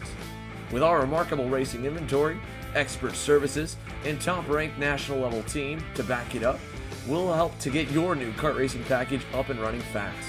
From arrive and drive service to kart preparation and driver coaching to the parts you need to get you back on the racetrack, Leading Edge Motorsports is the industry answer. Hannah Greenemeyer is going to score the final win of the U.S. Pro Kart Series. Hayden Jones is a national race winner. Nate Cicero wins. Four-time champion Ryan Norberg winning Super Nationals 24. Winner, winner, winner. Are you ready to join one of North America's winningest driver development programs? Rollison Performance Group offers fully customizable packages that are meant to take your game to the next level. For more information, head to rollisonperformancegroup.com.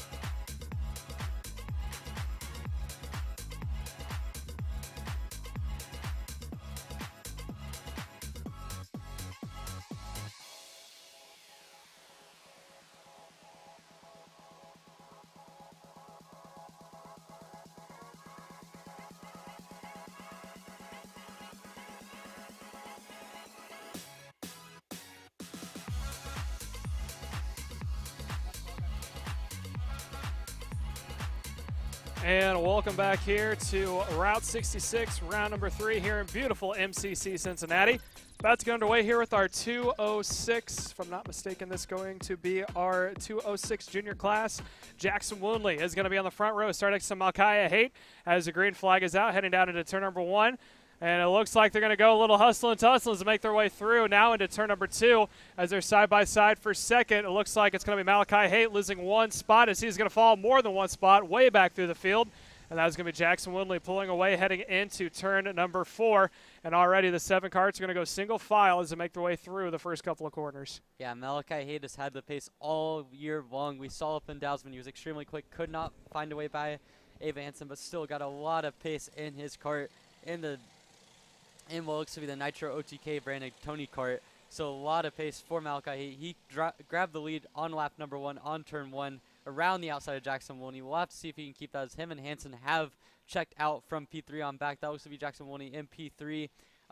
Continuing down the rest of the field, you've got guys like Jocelyn Schlinker, Cody Lindstrom, Logan Wackerlin, and Jace Petty. Oh, there's contact as they're now going to go on the inside. That is going to be Jackson Woonley going to lose a spot as he goes into the grass. Sorry, that's Ava Dobson goes into the grass, goes into a spin cycle halfway through, able to recover it. So now Malachi Haight, just like that, opens up about a 12-14 cart length lead as they make their way across the line this time by.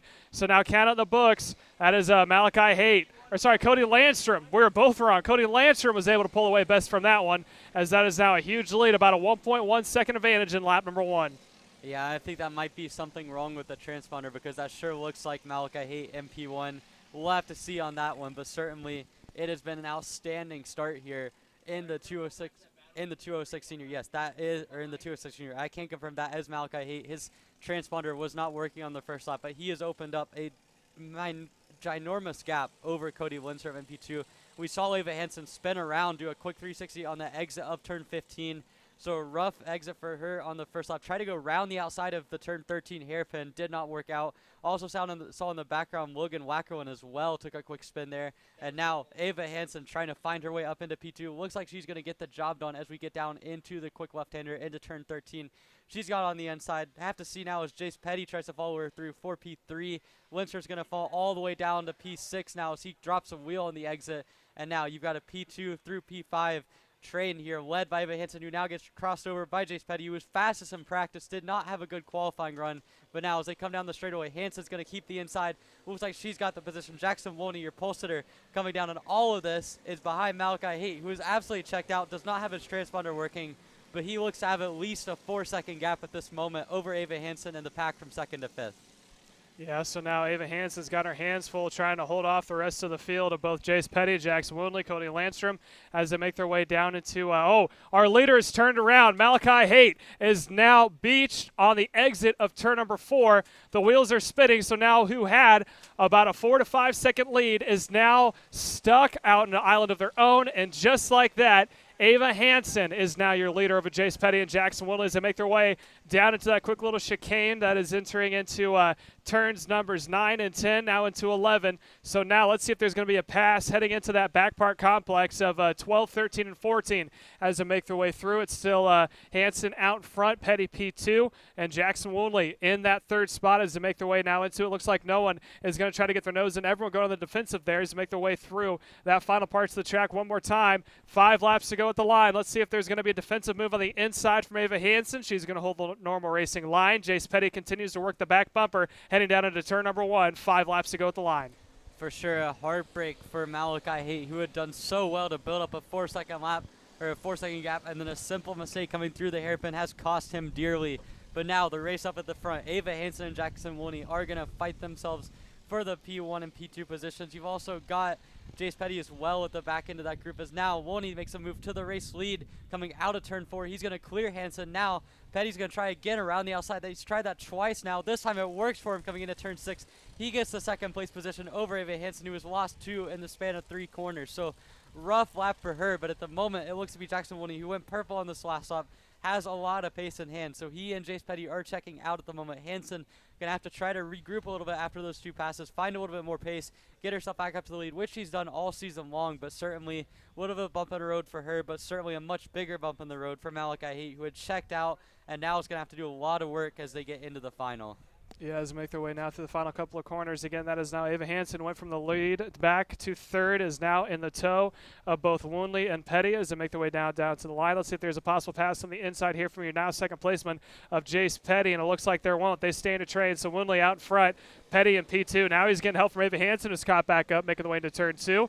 Single file they go. Hansen goes a little wide there on the exit of 2. Now trying for a possible crossover, heading out of 3 into 4 as they're all in a train. Let's see if Petty's going to peek out. He does not. Continues to stay in line. Top 3 nose to tail as they make their way down into turns number 7. Yeah, so Jackson Woonley continues to lead. Looks like Hansen has regrouped herself now and finds herself right back on the bumper of Jace Petty. She's had the pace in this race, but for whatever reason, last lap was just a really bad one for her in terms of being able to keep track position. But at the moment, Jackson Woonley, who was on pole in the wet conditions, now this is almost a dry racetrack, and he is running at the front of this train, not able to pull away as expected. Now 026, really tight conditions. Now we see a pass for the lead. It's Jace Petty, gets back up into the race lead, into turn 12. He takes over the position from Jackson Woonley as well. Ava Hansen into P3 or into P2, following him through. So Petty now, for I believe the first time in this race, now Hansen's going to try the outside move that Petty tried on her on the opening laps. Now she's going to be stuck on the outside. Will we see Woonley try to make a move as well? It looks like she's going to try to clear around the outside. She's done it. What a move from Ava Hansen to get herself into the lead with 4 laps to go, around the outside of the front straightaway. It took her a lap and a half to undo the damages from the lap previously, but she got it done. And now she takes over the point, and she's going to have to be the one leading this train that cannot seem to get away from each other. So the top 3, all with a big gap. Logan Blackerman has rebounded from a spin on the opening lap. He is 5.5 seconds back from this group, running similar times. And then you've got Jocelyn Schlinker and Cody Lindstrom quite a bit off the pace. Those two have struggled quite a bit in this race, but the top 3 have checked out, and this is going to be Ava Hansen's race to control at the moment. But it seems like they're more than content to continue passing each other with so much of a gap. And I mean, again, this has been an exciting race. You've got Ava Hansen, who is the championship points leader, over 200 points, has been phenomenal this season. You've also got Jace Petty, who's shown good amounts of pace. Jackson Woonley, the pole sitter today. All 3 of them have the pace to win this race, and it's just going to come down to racecraft and managing the tires in the last couple of laps, as this is almost a dry racetrack. Yeah, so it's going to be 2 laps to go at the line right now. Ava Hansen out in front with Jace Petty in P2. Jackson Woonley in the 3rd spot. Let's see if anyone's going to defend, and it looks like Hansen's going to take the normal racing line. Petty is not going to try for a pass on the inside heading into turn 1. A little bit of equal spacing there, about a car length and a half between Hansen, Petty, and Woonley as they make their way into turn number 2. Although it looks like 3rd placeman Woonley closed up there on the entry of 2. And I think Woonley's going to put the pressure onto Petty now as they make their way into turns number 4 now heading into 5. And this may play into the favor of Ava Hansen, who went purple last lap. She is now the fastest car on track. Heading into turn 7 right now. She holds on to about a 2-car length advantage. And now just like that, Jackson Woonley all over the back bumper of Petty as they make their way through the chicane of 7 and 8 that is 9 and 10 now heading into 11. So look for Hansen to continue to possibly pull away ever so slightly if Woonley continues to put the pressure onto Petty. Let's see if he tries for a pass coming up into the new parts of the track. He's got to look to the inside, decides to stay best of it. He has continued to work the back bumper of Petty, although now he's going to try it heading into 14. Gets his nose in a wheel up on the curb, a little bit of contact. He's not going to have the spot, tries for a crossover again, and there he has it. That is now Woonley up into 2nd. Petty falls back to 3rd. And look at the gap. Ava Hansen now has roughly about 15 kart lengths, and they're going to go side by side again. Here comes Petty on the outside, Woonley on the inside. Petty's going to have to yield and stay in 3rd.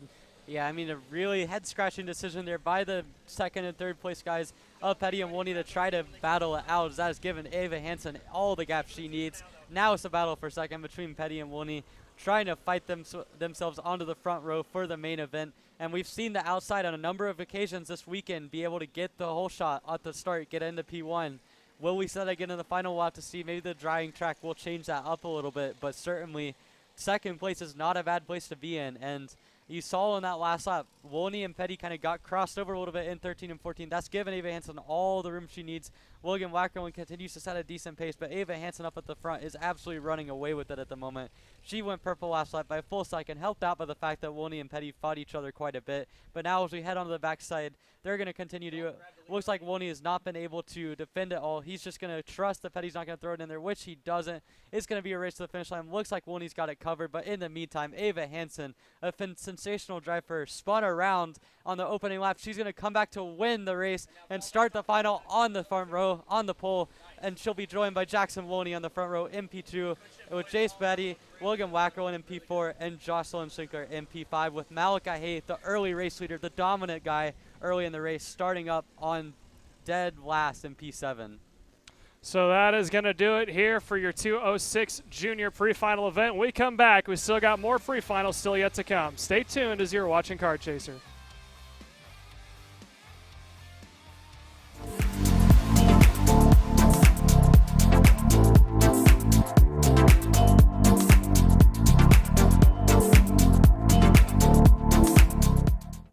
USA, a top-level performance team with unmatched hospitality, offering a full-service driver development program with year-round testing available in Miami, Florida, and the official North America racing team of Parolin Racing Chassis. Chassis and parts available at ParolinUSA.com. If you're looking for top-grade equipment, look no further than Rev Performance Materials, engine mounts, sprockets, and arcade chains. Available online now at RevPerformanceMaterials.com and through a dealer near you. The highest quality material, built to the highest quality standards. Rev Performance Materials.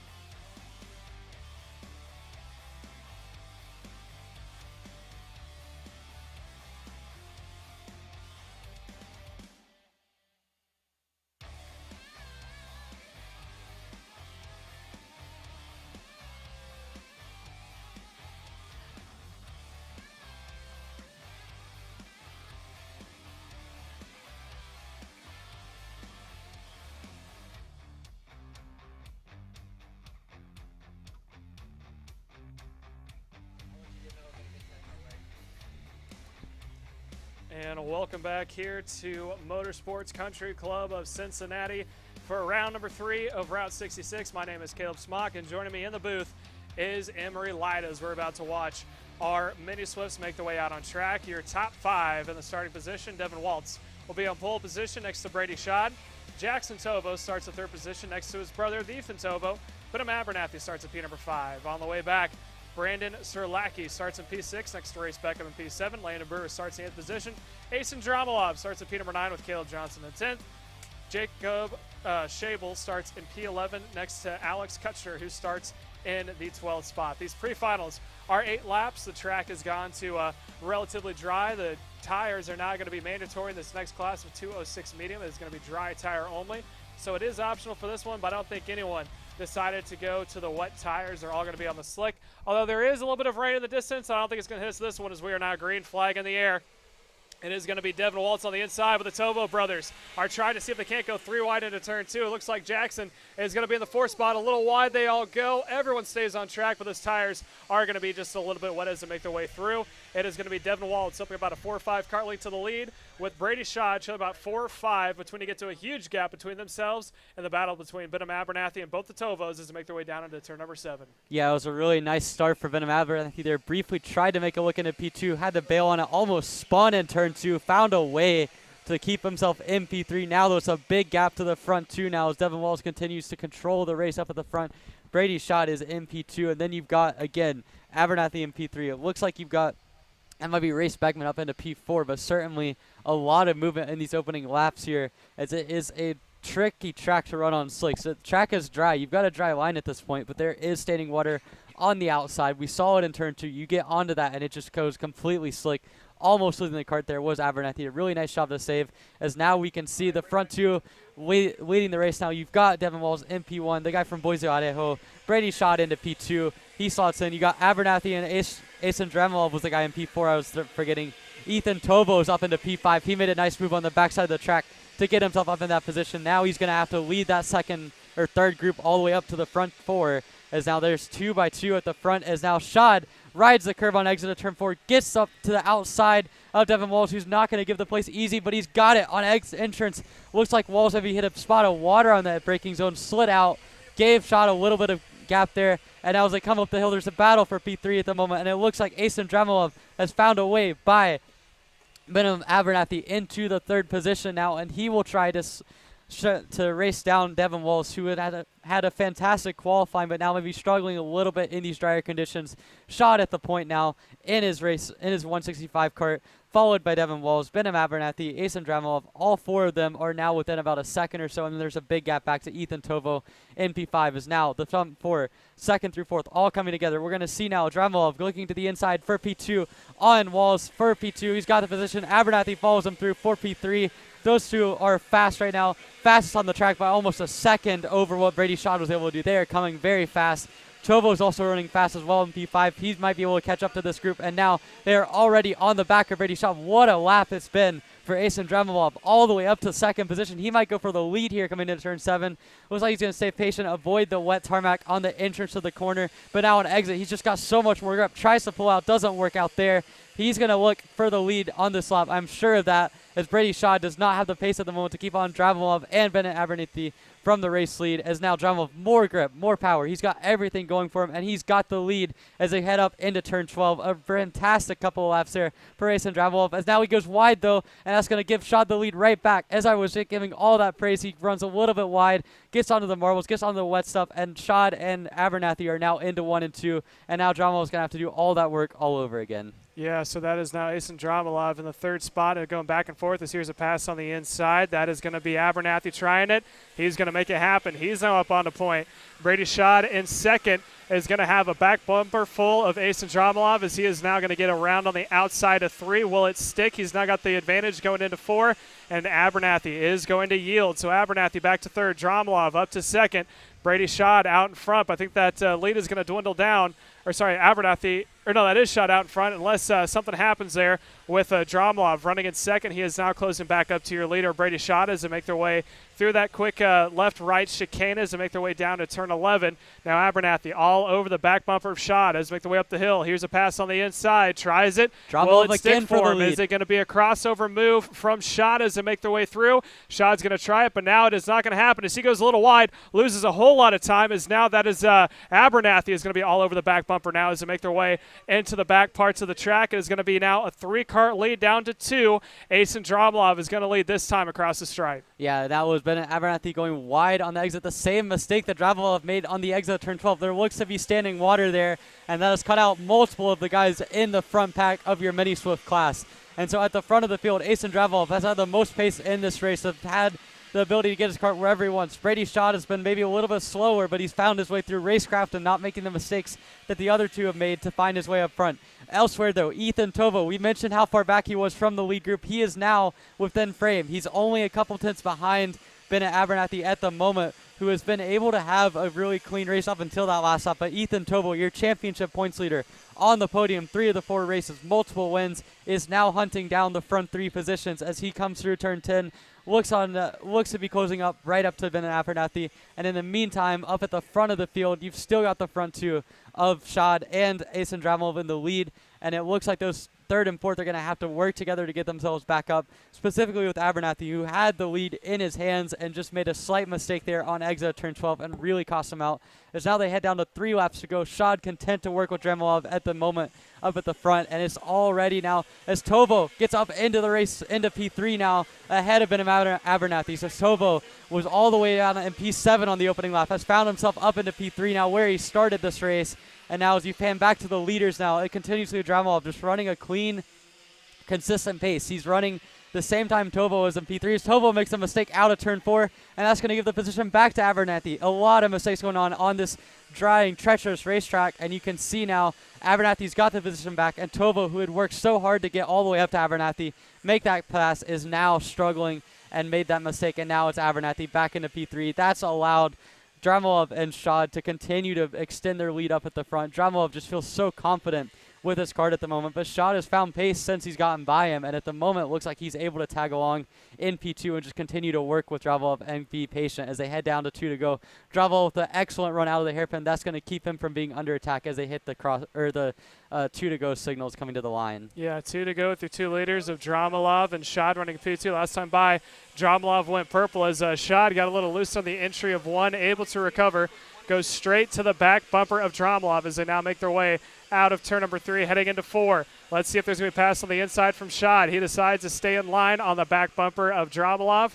Again, this 2 battle happening out in front as the 2 from behind. Looks like Tovo may have fallen off just a little bit of Abernathy. It's going to take a little bit more to catch back up to him, so we're going to stay with the top 2 here in the final couple of laps as they now make their way into the chicane. Look for that, a little bit of a push there from Brady Shad all over the back bumper of Dramulov, heading down into 11. Let's see if he can get a run. Runs the inside line, clips the curb. He's got a slight run on Dramulov, making the way into 13.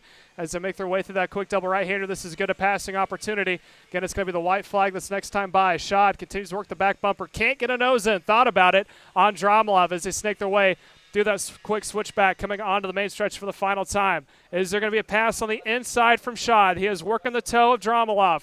Tries to sell him a dummy. Looked high. Now he's on the inside. Coming down into turn 1.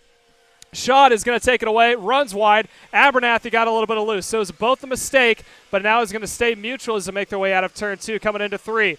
Dramulov all over now the back bumper of Shad. Side by side yet again, coming into turn number 4. Defensive move there from Shad, your new leader. But now Abernathy tries for a Dramulov tries for the crossover. He's going to stay on the back bumper. Shad thought about defending into 6. He is not going to do so. Stays on the back bumper. There's only about 3 more opportunities from Dramulov, making their way down the chicane for the final time.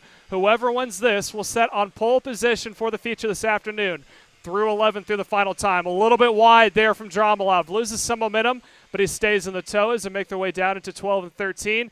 Working that bumper hard of your leader, Brady Shad. Now let's see. Shad, defensive move. Here comes Dramulov trying for a crossover.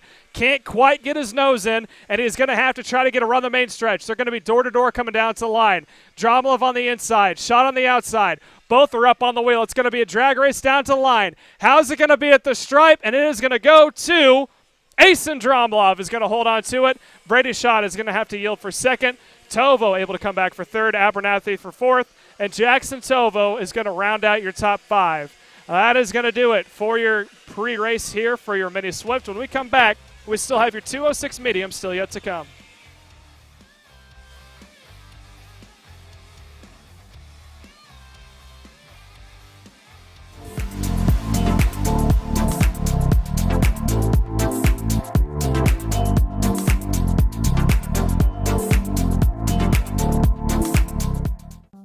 USA, a top-level performance team with unmatched hospitality, offering a full-service driver development program with year-round testing available in Miami, Florida, and the official North America racing team of Parolin Racing Chassis. Chassis and parts available at ParolinUSA.com.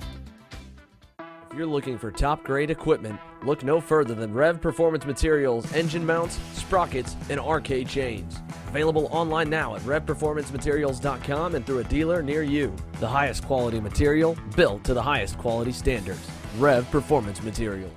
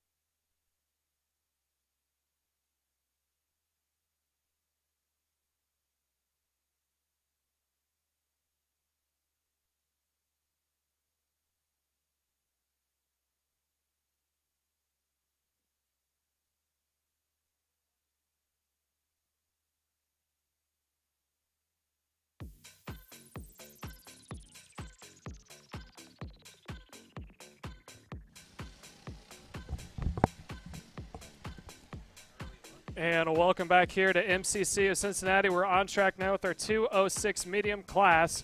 Your front row is going to be Adam Maxwell next to Braden Johnson, Alex Feldstein with Jalen Kerr, and Brian Glassgold is going to start in the 5th position.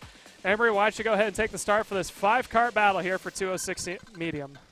Yeah, so in qualifying, we saw Maxwell and Braden Johnson had a really close fight. And again, up and Dowsman, it was Adam Maxwell who absolutely dominated the field. Almost 5 seconds margin of victory in the final there on both days. Braden Johnson, his teammate, had a good amount of pace in qualifying. It was those two. Then a pretty massive gap back to Alex Feldstein, but the track was completely damp back then. Now it's almost completely dry. We're going to have to see what Feldstein can do from P3 starting position in the dry. It certainly can see some different faces up front in only a 5-cart field, but a lot of pace between Maxwell and Johnson here. As we get set, we've got the green going. Adam Maxwell straight into the lead, and Alex Feldstein's going to get into P2 at the start, although it looks like Johnson's going to be able to cross him over because Feldstein hit the curb. Feldstein able to hang it round the outside there, continue on in P2, as now he'll set his sights on Maxwell, who goes defensive coming out of that first corner, or out of the third corner. Feldstein to the lead into turn 4, wasting no time to get by Adam Maxwell now. Can he clear him at the exit? He does briefly, but Maxwell gets himself back underneath him. And it looks like coming into turn 7, Feldstein is going to keep the lead for the first time on the season, first time in LO206. But saying that, Maxwell gets right back underneath him, starts up. Johnson's going to push his teammate, try to go around the outside. That doesn't work. Feldstein hits the curve, gets ahead of them. He's got the position. It's a 3-cart battle up front. It is all up in the air as the moment. As Maxwell, who started on pole, could not hold the lead initially on Feldstein, but now is all over him coming back through the back section into turn 12. Looks like it's going to be going down the inside is Adam Maxwell. He's going to send it on Feldstein.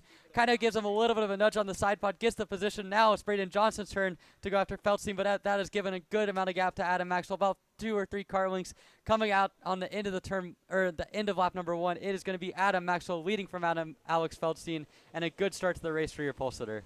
Yeah, so Adam Maxwell is going to be now out in front. Like you said before, Braden Johnson, probably not the best opening lap that he wanted, finds himself in the 3rd spot, but right behind Alex Feldstein as they now snake their way through turn number 3. Again, This is a very draft-heavy class with the 206 altogether through. I don't care if it's junior, senior, sportsman, or master. It is always a very close race when it comes time for anything in 206 as they make their way into turn number 7. Maxwell on point, slowly but surely. It looks like Feldstein starting to edge back up to Maxwell, using that toe to his advantage as they make their way through that quick right, left, right chicane as they now make their way up turn number 10. And it looks like Feldstein went a little wide there on exit, and now it's going to be all Brayton Johnson's advantage as he is slowly starting to edge back up to him. Maybe those two together might be able to bump draft to catch back up to your leader, Adam Maxwell, as they now bunch back up through turns 13 and 14, heading on to the main straightaway through turn number 15. It's going to be wide open for your leader, and now just like that, top 3 are closing back up, coming down to the line. Here comes Feldstein with help with Johnson. It looks like Johnson's going to think about a pass going into turn number 1. Adam Maxwell continuing to lead from the second and third of Alex Feldstein and Brayton Johnson. Obviously, as we now see a mechanical failure for the number 89, that is Brian Glasgow pushing his car off of the racing surface. That is a rough start. He's only going to have to start 5th, but certainly not good. But Feldstein is now back on the rear bumper of Adam Maxwell with help from Brayton Johnson. They've worked themselves back up into the lead toe. Now will Feldstein try to make a move on this lap? We'll have to see, but certainly for Adam Maxwell, it is critical for him to get a good race in here, because in the KA start, he started on pole in that one as well. 2 poles on the day, but in KA he had some kind of failure, an issue in that race, pulled off early. He'll have to start that main all the way back in the back. So for him to start on pole in the final for this race would be absolutely critical for him. And he's doing a good job of holding up Feldstein, although Feldstein has given him a really good challenge so far in this race. We'll have to see if he's going to make a move here. He stays in line coming through the back hairpin. Now up into turn 14 and the 15 and 16 complex. They're going to come back onto the main straight. It's going to be a 3-cart battle up at the front as Feldstein and Johnson have fully caught up to Maxwell. Feldstein's going to pull out to make a pass as they come on to start another lap and get into turn 1. We'll see if Feldstein can make the move. Yeah, Feldstein tried it, got a wheel up on the curb, and now Johnson thought about trying to get around him as they make their way down into turn number 2. Still staying nose to tail, 1 through 3 of Maxwell, Feldstein, and Johnson. The last time by, Johnson really in the draft. He went purple last time by, so he is now the fastest car registered on track as they make their way out of turns number 4, heading through that quick right-hander turn 5. Coming up into turn 6 right now. Johnson out in front, Feldstein in second, trying to see if he can't get a good run and use the toe to his advantage as they make their way heading down to the chicane, and it looks like it's going to be Feldstein on the back bumper of Maxwell. Heading out of 10, coming up into 11. Feldstein get a little bit of push there from Brayton Johnson as they make their way out of 11, heading into 12 and 13. This is going to be another good passing opportunity. Does Feldstein have enough? He tries on the inside. Does he have the point? Yes, he does. Look for a crossover from Maxwell. Maxwell now getting help from his teammate Brayton Johnson. He goes right by, and just like that, Feldstein went from the lead to third as they make the way towards the main straightaway. It is now Maxwell back on point, but Brayton Johnson all over his back bumper. But Alex Feldstein has got 2 carts out in front. He's going to hope for a tow here heading into turn number 1. Yeah, Alex Feldstein has to feel a little bit bad about how that went down. Had a chance to be in the race lead coming through turn 12. Did not pan out for him. Now he's got to work against 2 teammates that are really content to work together. Maxwell takes a nice line coming up through the corner. 4 laps to go here for Adam Maxwell, who is back up at the point. Wasted no time crossing back over Feldstein. Now he's got his teammate Brayton Johnson to work with him if he wants to, and we'll have to see if those 2 work. They've already built about a 2 or 3 cart length gap on Alex Feldstein. Feldstein, to my knowledge, has not made a 206 start this season, so this is kind of new ground for him when it comes to the Route 66 Sprint Series.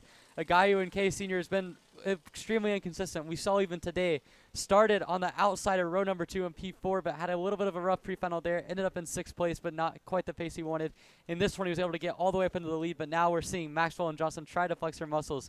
It really does look like the strength for Feldstein, though, is on this backside of the track. He is able to carry a lot of speed from turn 12 to turn 14, and that's giving him a good run on the straightaway, as they come back down to 3 laps to go. Feldstein has managed to close the gap back down, but Johnson and Maxwell continue to push. The AMAX train able to get themselves 1 and 2 in the race, and they're continuing to work together as they go to 3 to go. Yeah, I wonder how much longer until Johnson tries to make a move. The last time by, like you said, Alex Feldstein really starting to close back up. He went purple last time by, so now he took the fastest lap away from your second placement of Brayton Johnson. He is the fastest cart on track.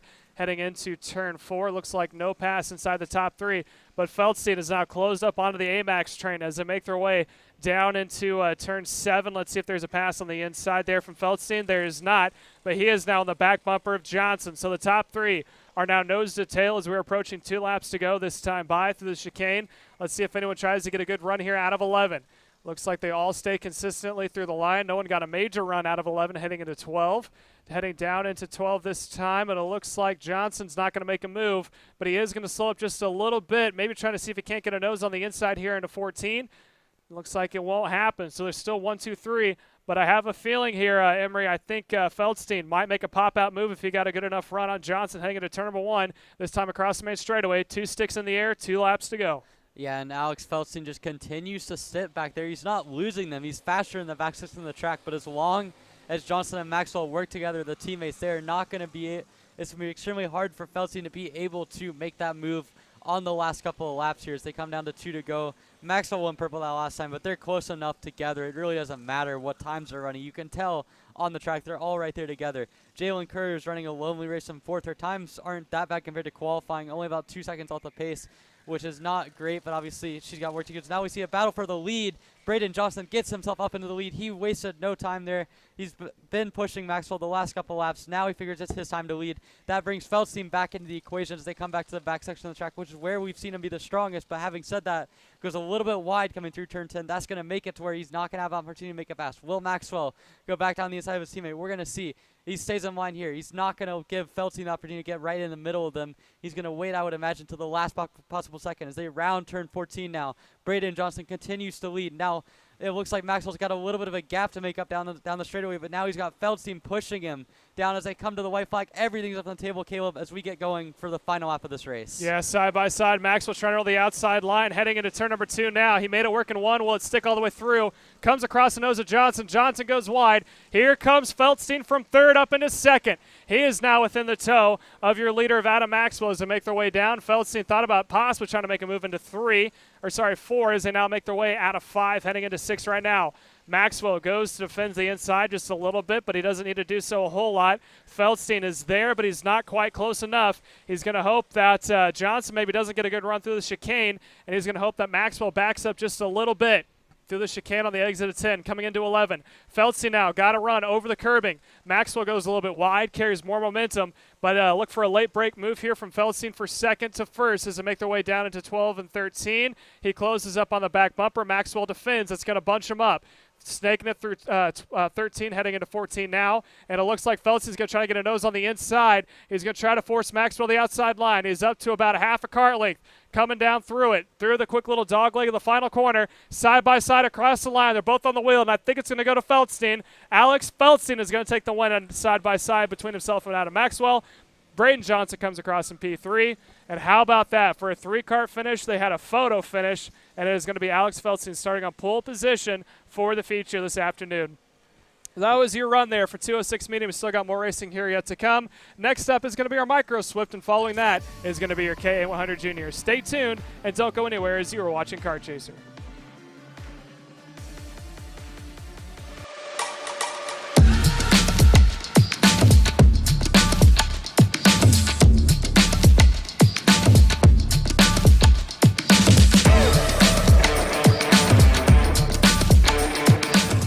I'm Billy Vincent, owner of MPG Motorsports.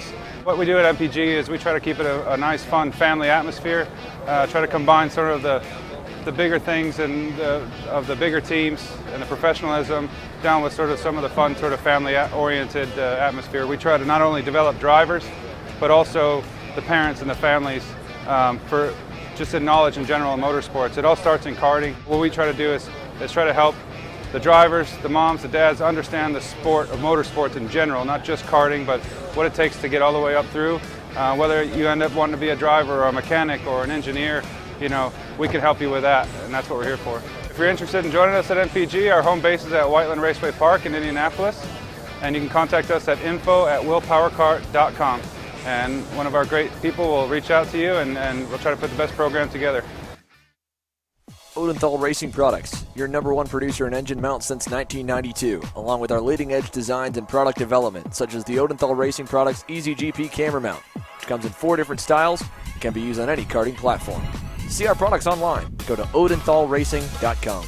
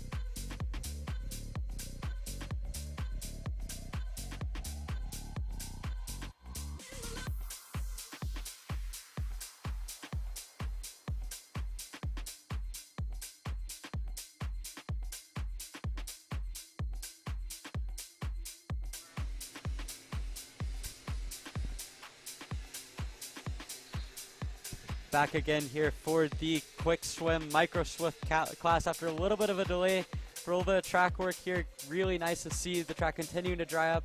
We've seen continued work, and now as we get set for this micro swift class, a class that in qualifying was led by Cameron Marsha, almost all in the wet conditions. So a 14 kart class here. Marsha has been dominant in this championship. I mentioned it in qualifying, but someone who's won all 4 main events officially. I believe he had one that was given to him after the checkers on day 1 at Newcastle. But aside from that, absolutely perfect from Cameron Marsha. And Drew Walls will start alongside with him on the front row.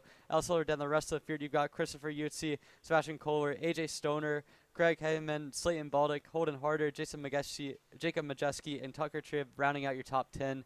But Caleb, as we get set for the start, these guys have only seen the dry or only seen the wet. How does going in the dry impact their mindset? Well, I think we're going to find out here shortly. I think it's going to put him back into a racing mindset. As a good jump there from Cameron Marsha to the point. And following is going to be Christopher Yutzi up into second. But now let's see if Drew Waltz tries to pass back on the inside. He does not. He's got one way off there on the entry of turn 2.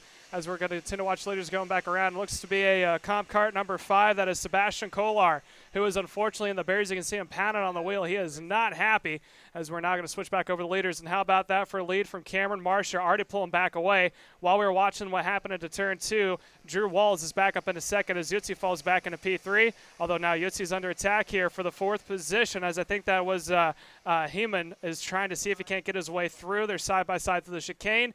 And I think that is now going to be Gage Haman back up into the 3rd position as your leader. If Cameron Marsha continues to pull away, making the way down into turn number 12. There's a good shot. Your leader just going by at the top of your screen of Marsha, followed by Waltz, who's opened up a decent-sized lead. And then that battle for 3rd between Yutzi, Haman, Stoner, and Baldick continues on as they make their way across the start-finish straight. Lap number 1 in the books right now. Cameron Marsha leads the way into turn number 1. Marsha already out to a massive lead, 1.8 seconds over Drew Walsh. Jacob Majeski, a storming start for him in the dry conditions. Seemed to suit him a lot better. He's already pulled away from that group from 4th position on back of Christopher Yutzi. So a really good start for Majeski. I believe he started this race in 9th position. So again, a really good start for him. He'll have to see if he can chase down Cameron Marsha. It has not been easy this season, but Majeski up in Dallasman was one of the few guys that had the speed to be able to contend with him. As now we see this group coming through out of turn number 7. Looks like about a 4-cart pack down and about P5 on back. Looks like Holden Harder is the leader of that train, kind of holding everyone up. But at the moment, those 5 are way back from what the front 4 are able to do. At the moment, it's Cameron Marsha who continues to pull away at the front of the field. And then some massive gap back to Drew Walsh, Jacob Majeski, Christopher Yutzi, and then you get to Holden Harder. AJ Stoner's in that group as well. Slayton Baldick is in P7. We saw a good run for him in the Briggs category. You saw Tucker Tribb in P8 as well. He's been in the back half of the top 10 all weekend.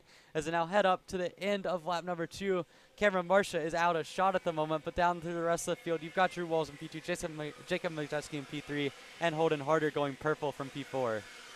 Yeah, so Holden Harder is now the fastest cart on track, but he's got a long way to go if he wants to catch back up to leader of Cameron Marsha. He not only has to get around Majitski and Waltz, but he's also about 4.5 seconds back from there it is. And there's another pass there on the inside. I think that may have been Yutzi falling back one more spot. So it looks like A.J. Stoner was able to get around him. And following was also Slayton Baldick. So they both move up one more position. So now Stoner finds himself up into the 5th position inside the top 5. And as you said before, Holden Harder went purple. He is really starting to close in on Mojetski running in 3rd, followed by Waltz, who has got a little bit of a good lead for himself there in the 2nd position, but that's slowly going to start to dwindle back down, as that's what we're watching right now. So that is Waltz's. There went Mojetski, got a little wide there on the exit of turn number 12, snaking the way back through. There's your leader at the top of the screen. There's the good shot of that mid-pack battle, which is currently being led by A.J. Stoner as they make their way down across the stripe right now. I think the leaders may bunch back up as Cameron Marsha is falling back through the field. And now 1, 2, 3 is Waltz, Mojetski, and Harder. So I don't know what happened to our leader of Cameron Marsha, but he is nowhere to be found right now. Oh, there's Cameron Marsha off the track. It looks like that's all the way at the backside of the track. Something has happened to your race leader, championship leader, perfect on the season. He is going to have to start this final from the back of the field, and that is good news for Holden Harder, Jacob Majeski, and Drew Walsh, who now are fighting They were fighting for P2. Now they're fighting for the race lead, for the right to start on pole for the final. Heartbreak from Marsha, who continues his bid at a perfect season. Now he's going to have to do a lot more work. As now Majeski around the outside coming up into turn 2. Sensational stuff from the Merlin driver on the 77 car, who started 9th in this race, is up to the race lead at the moment.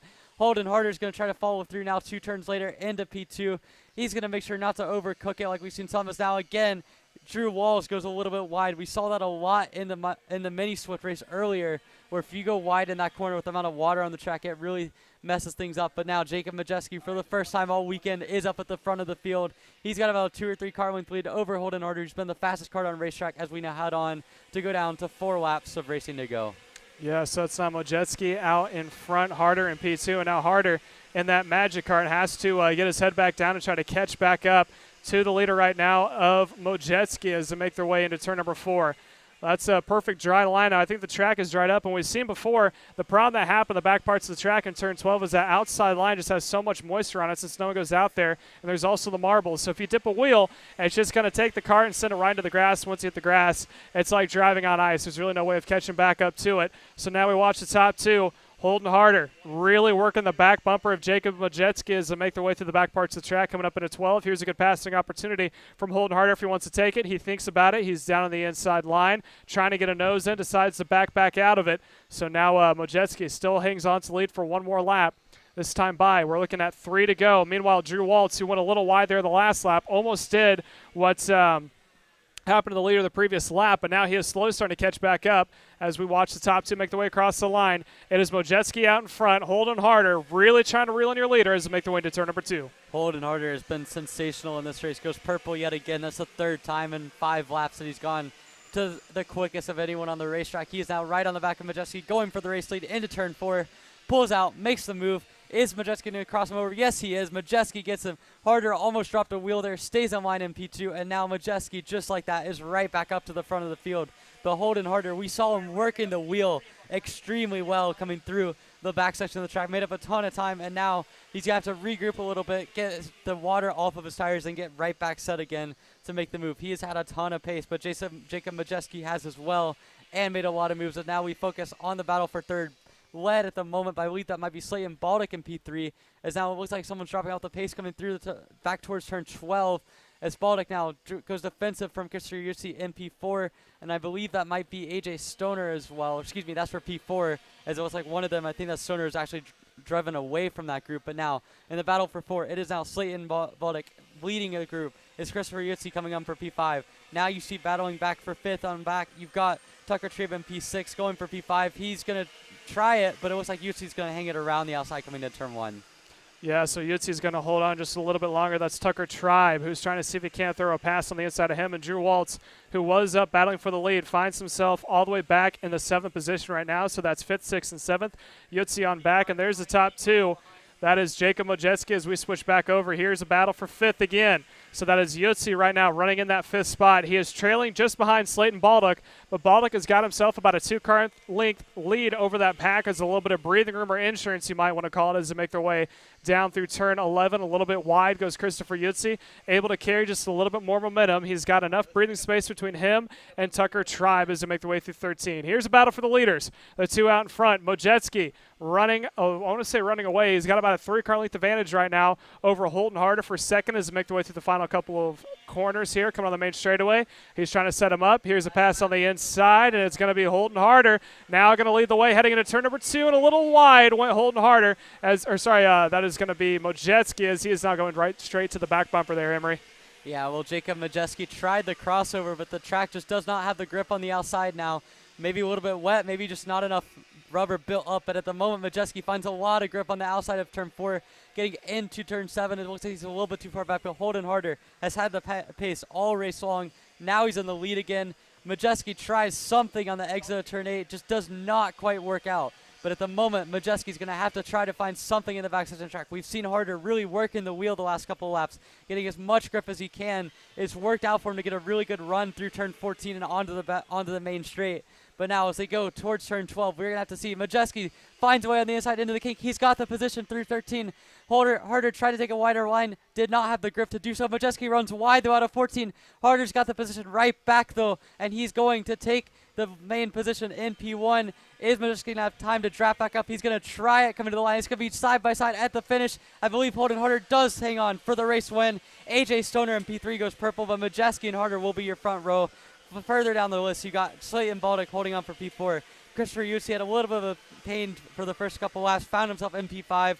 Tucker Treve in P6, Greg Heeman in P7, Drew Walls P8 after a front row start, Callahan Myers in P9, and Kason Hendrickson rounds out your top 10. But the big story of this race, Cameron Marcia, the guy who was on pole, has been so dominant at points in this season, going to have to start all the way back at the back of the grid in P14 after a mechanical failure left him out of the race on the opening couple of laps. So a rough start for him. But at the main battle for the front, Harder and Majeski, was a lot of fun, and I'm sure those guys will have a lot more to offer for the 12-lap final later on today. Yeah, I have no doubt. The next one that's coming up here for the pre-final, this is going to be your KA100 Jr. Still yet to go. This is going to be another good one. So stay tuned and don't go anywhere as you are watching Car Chaser.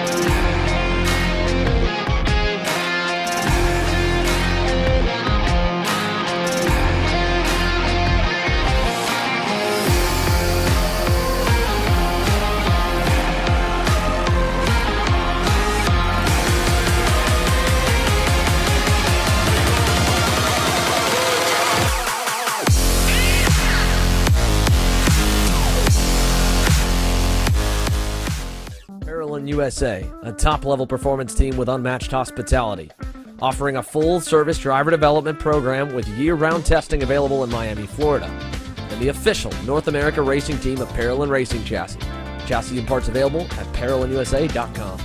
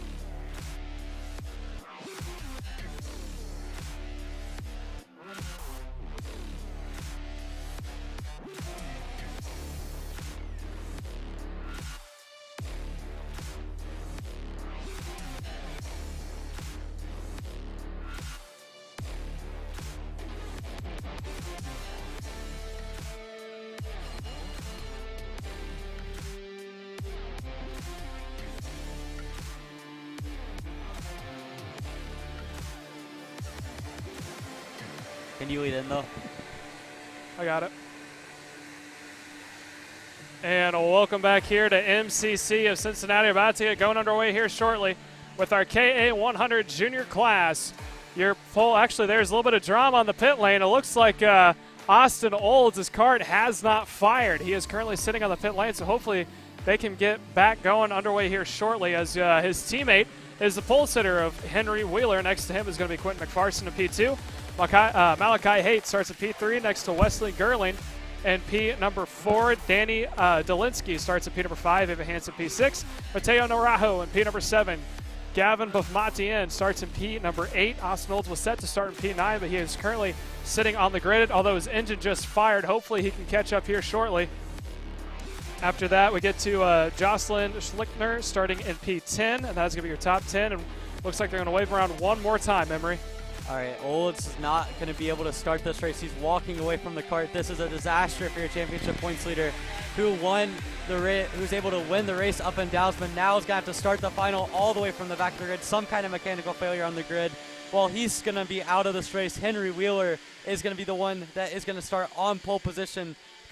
This is his opportunity to get back into the championship fight. So Wheeler, while it's not nice to see for the MPG guys to see his teammate Austin Olds out of the race, it is going to be something where Henry Wheeler can make something out of it. But looking through the rest of the field, you've got Ryan Miller rounding out the top 10, Braden Zerbs in P11 in the Merlin, Jace Petty in P12, Jackson Wolney P13, Cash Perkins in P14, Ava Dobson in P15, Luke Wackerl in P16, Lucas Klimek in P17, Indy Anderson will start 18th, Michael Levitt in P19, and Austin Olds will not start this race. So not ideal for someone who is firmly in the championship points battle. But now as they get ready to start this race, it's going to be Henry Wheeler on the front row, starting from pole. We'll have to see if he can control the race. Quentin McPherson alongside him in P2. They're getting ready to go. Is it going to be a clean start? It is. Green flag in the air. Wheeler gets a nice start. McPherson's good. Now Wesley Gilmore looks to the inside, and oh, we've got major spin. It looks like Mateo Naranjo's off the track in turn 2. Not a good start for him, or it might have been one of the other Trinity guys, but not a good start now for those guys. Now as they come down into turn 4, Wheeler's got the lead from the start. It's McPherson into P2. Dzelski's up to P3 from 5th starting spot. Then it's Ava Hansen into P4. Nice start for her. Wesley Gilmore in P5. Now it looks like someone tried to make a move coming over the curbs, coming up through the downhill section. That did not work too well for them, but it is just chaos in that middle part of the field. We saw one of the Trinity guys all the way in the barriers. That was not Naranjo. He made it through. He's in about P8, but certainly a disaster for the opening lapper there, as now Wheeler set sail at the opening start of this race. It was the number 838. That was Allfest. Ryan Miller started on the outside of the top 10. He's now out of the race, but now Henry Wheeler leads a 4-cart group. It is now Quentin McPherson into P2. You've got Nenny Zelski in P3, and you've got Ava Hansen in P4, one of her stronger KA runs now on the back half of this group. But Wheeler, will he be working with McPherson? Will he be able to stay up at the front? We'll have to see. McPherson right on his bumper as they come through to finish lap number 1. They've dropped Zelski and Hansen a little bit as we get going for lap 2. Yeah, so Henry Wheeler out in front with McPherson now in the second place. And right behind McPherson, Danny Dolinsky is all over the back bumper third as he now makes a move on the inside. That is going to be Dolinsky now up in to P number 2 for the moment. Can he hold on to it? McPherson is trying to say none of it as he is now going to have to settle in the third spot. And now McPherson is going to be under attack from Ava Hansen in the 4th position. Is caught back up. So just like that, what was going to be a 3-cart battle for the lead is now a 3-cart battle for second. And that is between Dolinsky, McPherson, and Hansen running 2nd, 3rd, and 4th respectively. Your leader now, if Henry Wheeler, has got a very decent lead as they make their way through the back parts of the track. Now making their way through 12 and 13, heading out of 14, coming onto the main straightaway this time. Wheeler has opened up a decent-sized lead, about 5 or 6 cart lengths. They are closing in onto what is not quite the lapper of Lucas Klimek, who is now trailing or just ahead of the leader here by about 4 or 5 cart lengths. Wheeler continues the lead going into 2, but let's watch a battle between Dolinsky, McPherson, and Hansen coming out of turn number 2. Dzelski's got himself up into P2 now, leading that second group towards Henry Wheeler. But the guys to look out for were the guys on 5th and 6th. Wesley Gimler, the North Carolina native from Holly Springs, someone who's got a lot of experience, up into P5. Now as we see some battling down further down, you've got Dzelski in P2. Him and Braden Zerbs have been catching this lead group by quite a bit, going a couple tenths quicker than Wheeler, 4 tenths quicker than Dzelski, and now it is a 4-cart group. Gumler is now on the back of that second pack now, leading down the charge for Henry Wheeler. Danny Dzelski continues to lead that group, but they are all over him, and we'll have to see. They're going to have to work together because 1 or 2 more passes is going to make it to where Wheeler's gap is going to be insurmountable. Now Hansen down the inside for P3 and McPherson. Gilmore tries to make it work, does not happen, and they're going to stack up for 3rd on back. Dzelski's going to get a little bit of a gap now coming down the front straightaway, but Wheeler is going to get reeled in now. It looks like Dzelski is closed by a couple of tenths on this lap. We'll have to see the official times as they come through the start-finish line. Dzelski barely closes in, but again, it's Braden Zerbs from P6 who is absolutely flying, catching onto the back of this group and of the top 5. Yeah, so now we got a 4-cart, now count almost 5-cart battle for second. Dzelski, Hansen, we got one turned around facing the wrong way in turn number 2.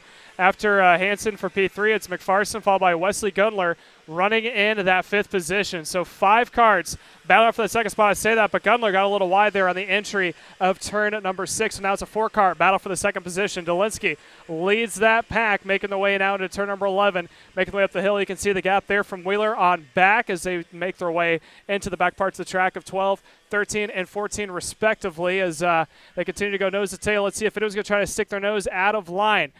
Dolinsky, Hansen now is got a hands full as she's trying to hold off McPherson and Gundler as they make their way now onto the main straightaway yet again. Wheeler, I think that lead may be slowly starting to dwindle down as that 4-pack has kind of settled into where they are. They're using the momentum to their advantage, trying to see if they can't get into the toe of Wheeler as Ava Hansen went purple as they make their way down into turn number 2. And so that was not, I've been talking all race about how Braden Zerbs was extremely quick. That was not a good lap for him. He made a mistake on the front side of the track, and Ava Dobson's up into P6 now. But the big story now is the top 5 are consolidating themselves together, although I say that and Wesley Gubler makes a mistake, and now he's been dropped from that back part of the group. This is a treacherous condition right now. The track is dry, but if you go offline, you're in really bad situation because how slick the track is. And now Dzelski is leading the charge back up to Henry Wheeler, who has run a consistent race up front, but we're starting to see the shortcomings of his pace. He's fast enough to lead the race and be confident with it, but at the end of the day, you've got to have some special pace to pull away from KA, and Wheeler just does not seem to have that at the moment. But still, Dzelski and Hansen continue to work together. You've got McPherson hanging onto the back of them. Now Gubler had a really good start to the race, made a couple mistakes on this lap. He's lost that group, so it's going to be a 4-cart breakaway in the next lap or so as Dzelski continues to work his way up closer and closer to Wheeler. That lap a little bit slower for Dzelski, but he's still close in a few hundredths now. Yeah, as it now make their way, looks like we got another one off, and I believe that's on the back parts of the track. As we switch back over to the leaders, Wheeler running out in front, and then he, I think that lead is kind of plateauing, if not going down just a little bit between himself and Dzelski running in P number 2. Hansen now tries on the inside. Ava Hansen now up into the 2nd spot. Going to push Dzelski back to 3rd as now Dzelski is under attack from Quentin McPherson as make their way through that chicane. Coming into turn number 11 right now. So this battle for the 2nd spot is going to be good news for your leader of Henry Wheeler as he's holding on to now opened up to about a 6-car length advantage coming down into turn number 12 right now. So now let's see if Hansen can't see if she can't close the gap back up to the leader of Henry Wheeler. Although she's still got in the towing distance of Dzelski running in the 3rd position. So if she's not able to pull away just a little bit here in the closing laps, she could be under attack here from being pushed back into the 3rd position as it looks like Dzelski got passed by McPherson. He is now falling back way off the pace of the top 3 as Ava Hansen went a little wide there, opens up the gap into turn number 2, and now P2 is going to go to Quentin McPherson up in the 2nd spot. Hansen falls back to 3rd. And so basically every driver at this point outside of Henry Wheeler has made some kind of mistake, dropped a wheel somewhere, and that has given him a lot of comfort room now as Hansen, an unforced error in the turn 2 or into turn 1, really made it to where now she is going to have to work all the way up to P2 now as McPherson has that position, got it from her out of there. Now though, looking back, Dzelski made some kind of error on that last lap to lose that front 3 group. He's now going to have to hold off into Wesley Gubler, who had a really good lap to recover from a couple of mistakes he made on the lap prior. Ava Dobson's driven her way up all the way up into 6th. She was kind of on the back half of the top 10 to start out the race. And Braden Zerbs, who had a lot of pace early, has struggled. He is now all the way back in 7th and does not have the pace to catch up to Dobson by the look at it. But at the front is Henry Wheeler, who continues to run a consistent pace at the front. He's got about an 8 or 9 car length lead over Quentin McPherson now in P2. Hansen's recovered a little bit on that last lap. And now Danny Dzelski and Wesley Gubler are coming together for P4 and P5. Yeah, and Danny Dzelski running in that 4th position. He has also recouped what he lost. He's trying to close back up here in that final lap to the back bumper of Hansen, but I don't think he's got the time that he needs to catch back up. And also while that's happening, Wesley Gurnley running in the 5th position with nothing more to move up one more spot here in the closing laps. I think that may be the closest battle happening inside the top 5. We continue to watch. There's your leader. Henry Wheeler has done a great job from the start of staying out in front. He avoided all the chaos that happened behind him, opening up a huge lead, and he can just sit easy here in the last couple of corners. I mean, he obviously can't check out, but he has got to just make no mistakes in the final couple of corners, and he'll start on pole position. Here's a pass on the inside. Dzelski is going to shut the door on Gurnley. He is not able to get around, and now that's going to force I think that's Gurnley went a little wide, or Dzelski went a little wide, and now he is going to be under attack yet again. So not only did he lose the spot to Gurnley, he might lose it to Dobson. As a checkered flag is out, Henry Wheeler is going to win here this afternoon and start position for the pre-final. McPherson comes across in P2, and Dzelski ends all the way back in the 6th position behind Dobson and Gernler. So not a good run there from Danny Dzelski, who was at one point a competitor for the top 3. So the order goes Wheeler, McPherson, Hansen, Gundler, and Dobson rounds out your top 5. We got one more pre-final still yet to come before we go to features, so don't go anywhere and stay tuned as you are watching Car Chaser.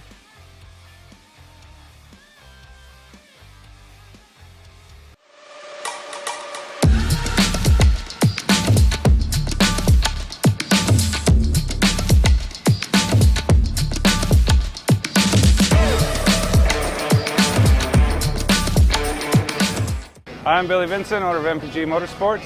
What we do at MPG is we try to keep it a nice, fun family atmosphere, try to combine sort of the bigger things and of the bigger teams and the professionalism down with sort of some of the fun sort of family-oriented atmosphere. We try to not only develop drivers, but also the parents and the families for just in knowledge in general in motorsports. It all starts in karting. What we try to do is try to help the drivers, the moms, the dads understand the sport of motorsports in general, not just karting, but what it takes to get all the way up through. Whether you end up wanting to be a driver or a mechanic or an engineer, you know, we can help you with that, and that's what we're here for. If you're interested in joining us at MPG, our home base is at Whiteland Raceway Park in Indianapolis, and you can contact us at info@willpowerkart.com, and one of our great people will reach out to you, and we'll try to put the best program together. Odenthal Racing Products, your #1 producer in engine mounts since 1992, along with our leading-edge designs and product development, such as the Odenthal Racing Products EasyGP camera mount, which comes in 4 different styles and can be used on any karting platform. See our products online. Go to odenthalracing.com.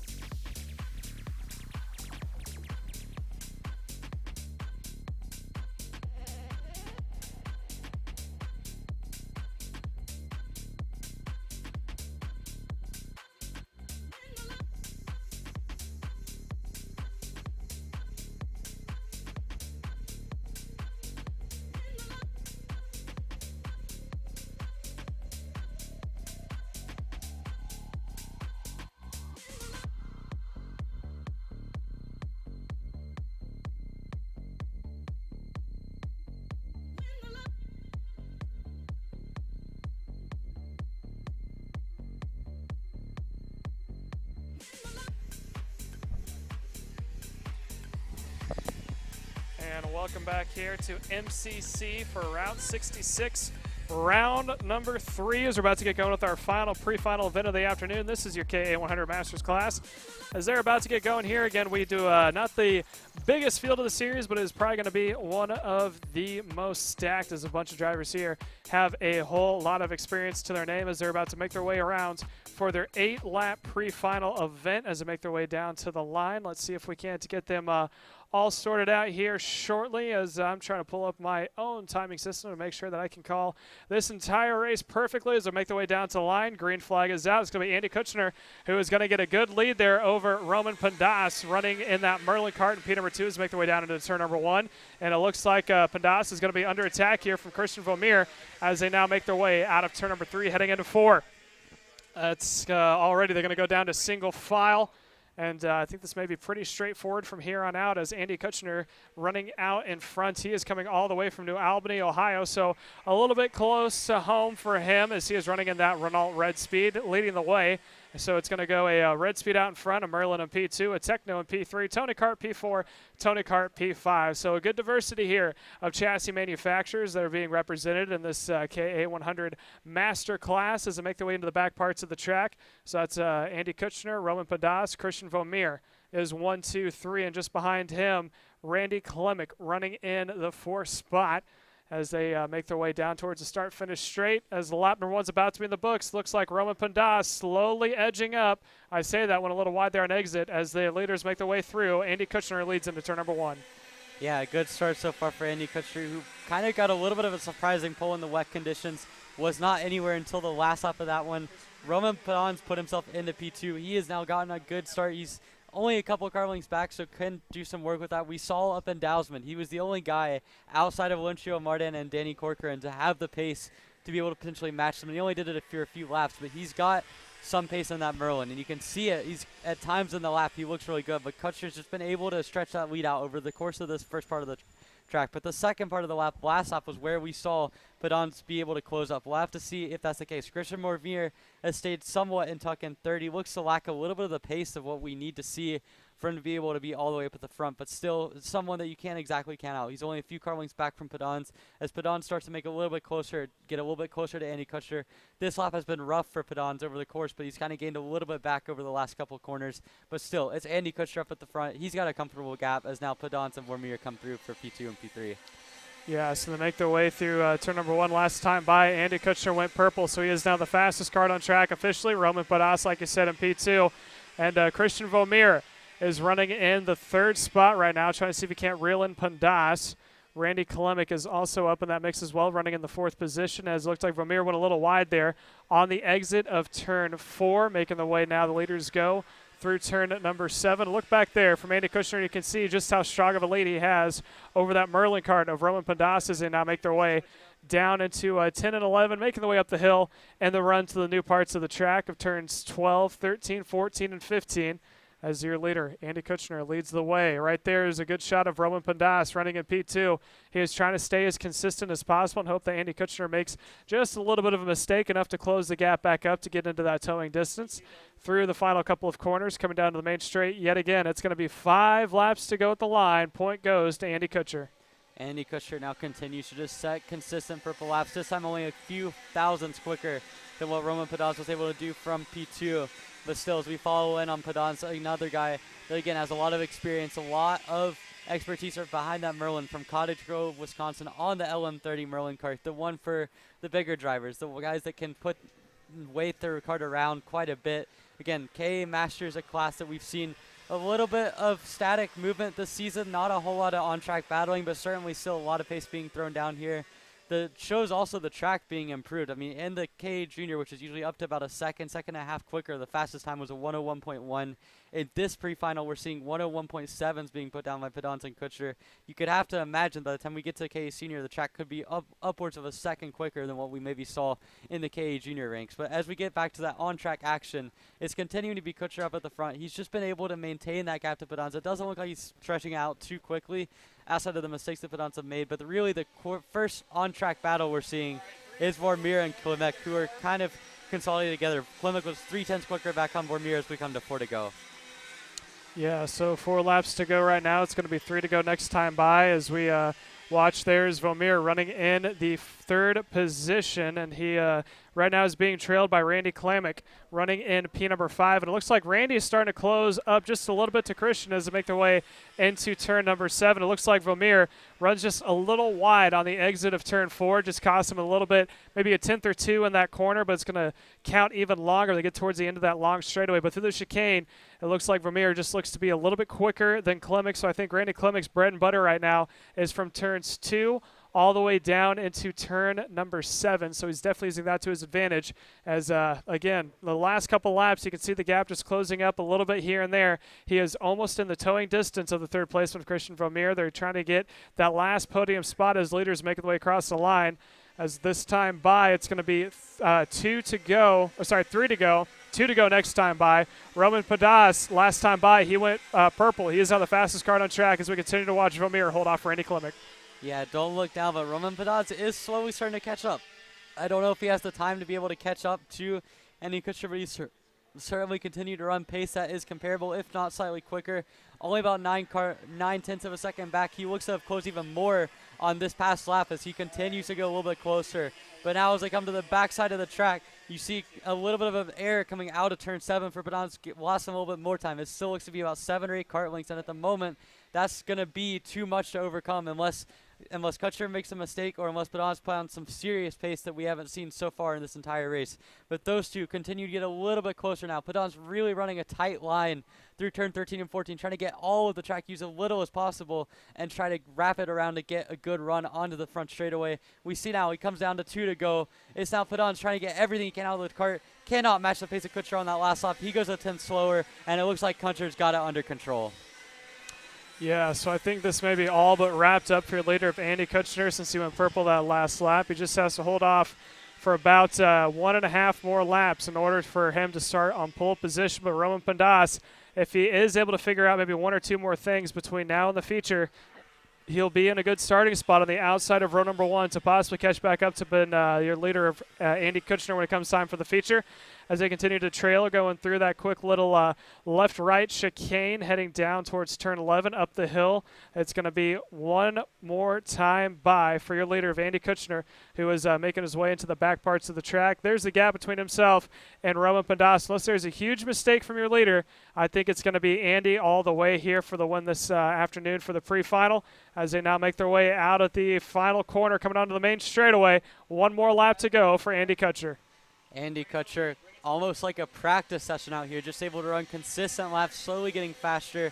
Roman Padas has had the pace to match him occasionally, but just has not put the consistency through that Kutcher has done. A really nice run for Andy Kutcher, just continuing to run smooth laps, smooth consistency, not really making any sort of mistakes. We've seen Padas kind of drop a wheel at one point. We saw Vermeer struggle to keep his pace. We saw, as well as that, Randy Klimak had a mistake on the last lap. He's now dropped behind Chris Kutcher in P4. So really, we see now as Klimak is out of the race, actually coming through turn 7. But we can see now Andy Kutcher is all the way up in front. He's got about a 1.5 second lead now on Roman Padas. So a comfortable margin for him. He's going to take the checkered pretty easily, unless he drops a wheel or something on the last few corners, which, hey, we've seen it today. We've seen a lot of people make mistakes. Now Kutcher taking it really nice and slow coming through the apex. Takes a wide line in entrance. You see that difference between him and Padas. And as they come up to take the checkered flag, it's going to be Andy Kutcher. As he comes down the main straight, going to win the pre-final. His first son, he's perfect in the qualifying, perfect in the pre-final. He'll start on pole for the final. Roman Padas comes through to take second place. Christian Vermeer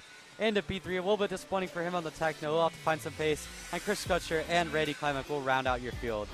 Yeah, so that'll do it for the pre-finals as we're about to gonna go into our feature events. But before we do that, this is your final reminder.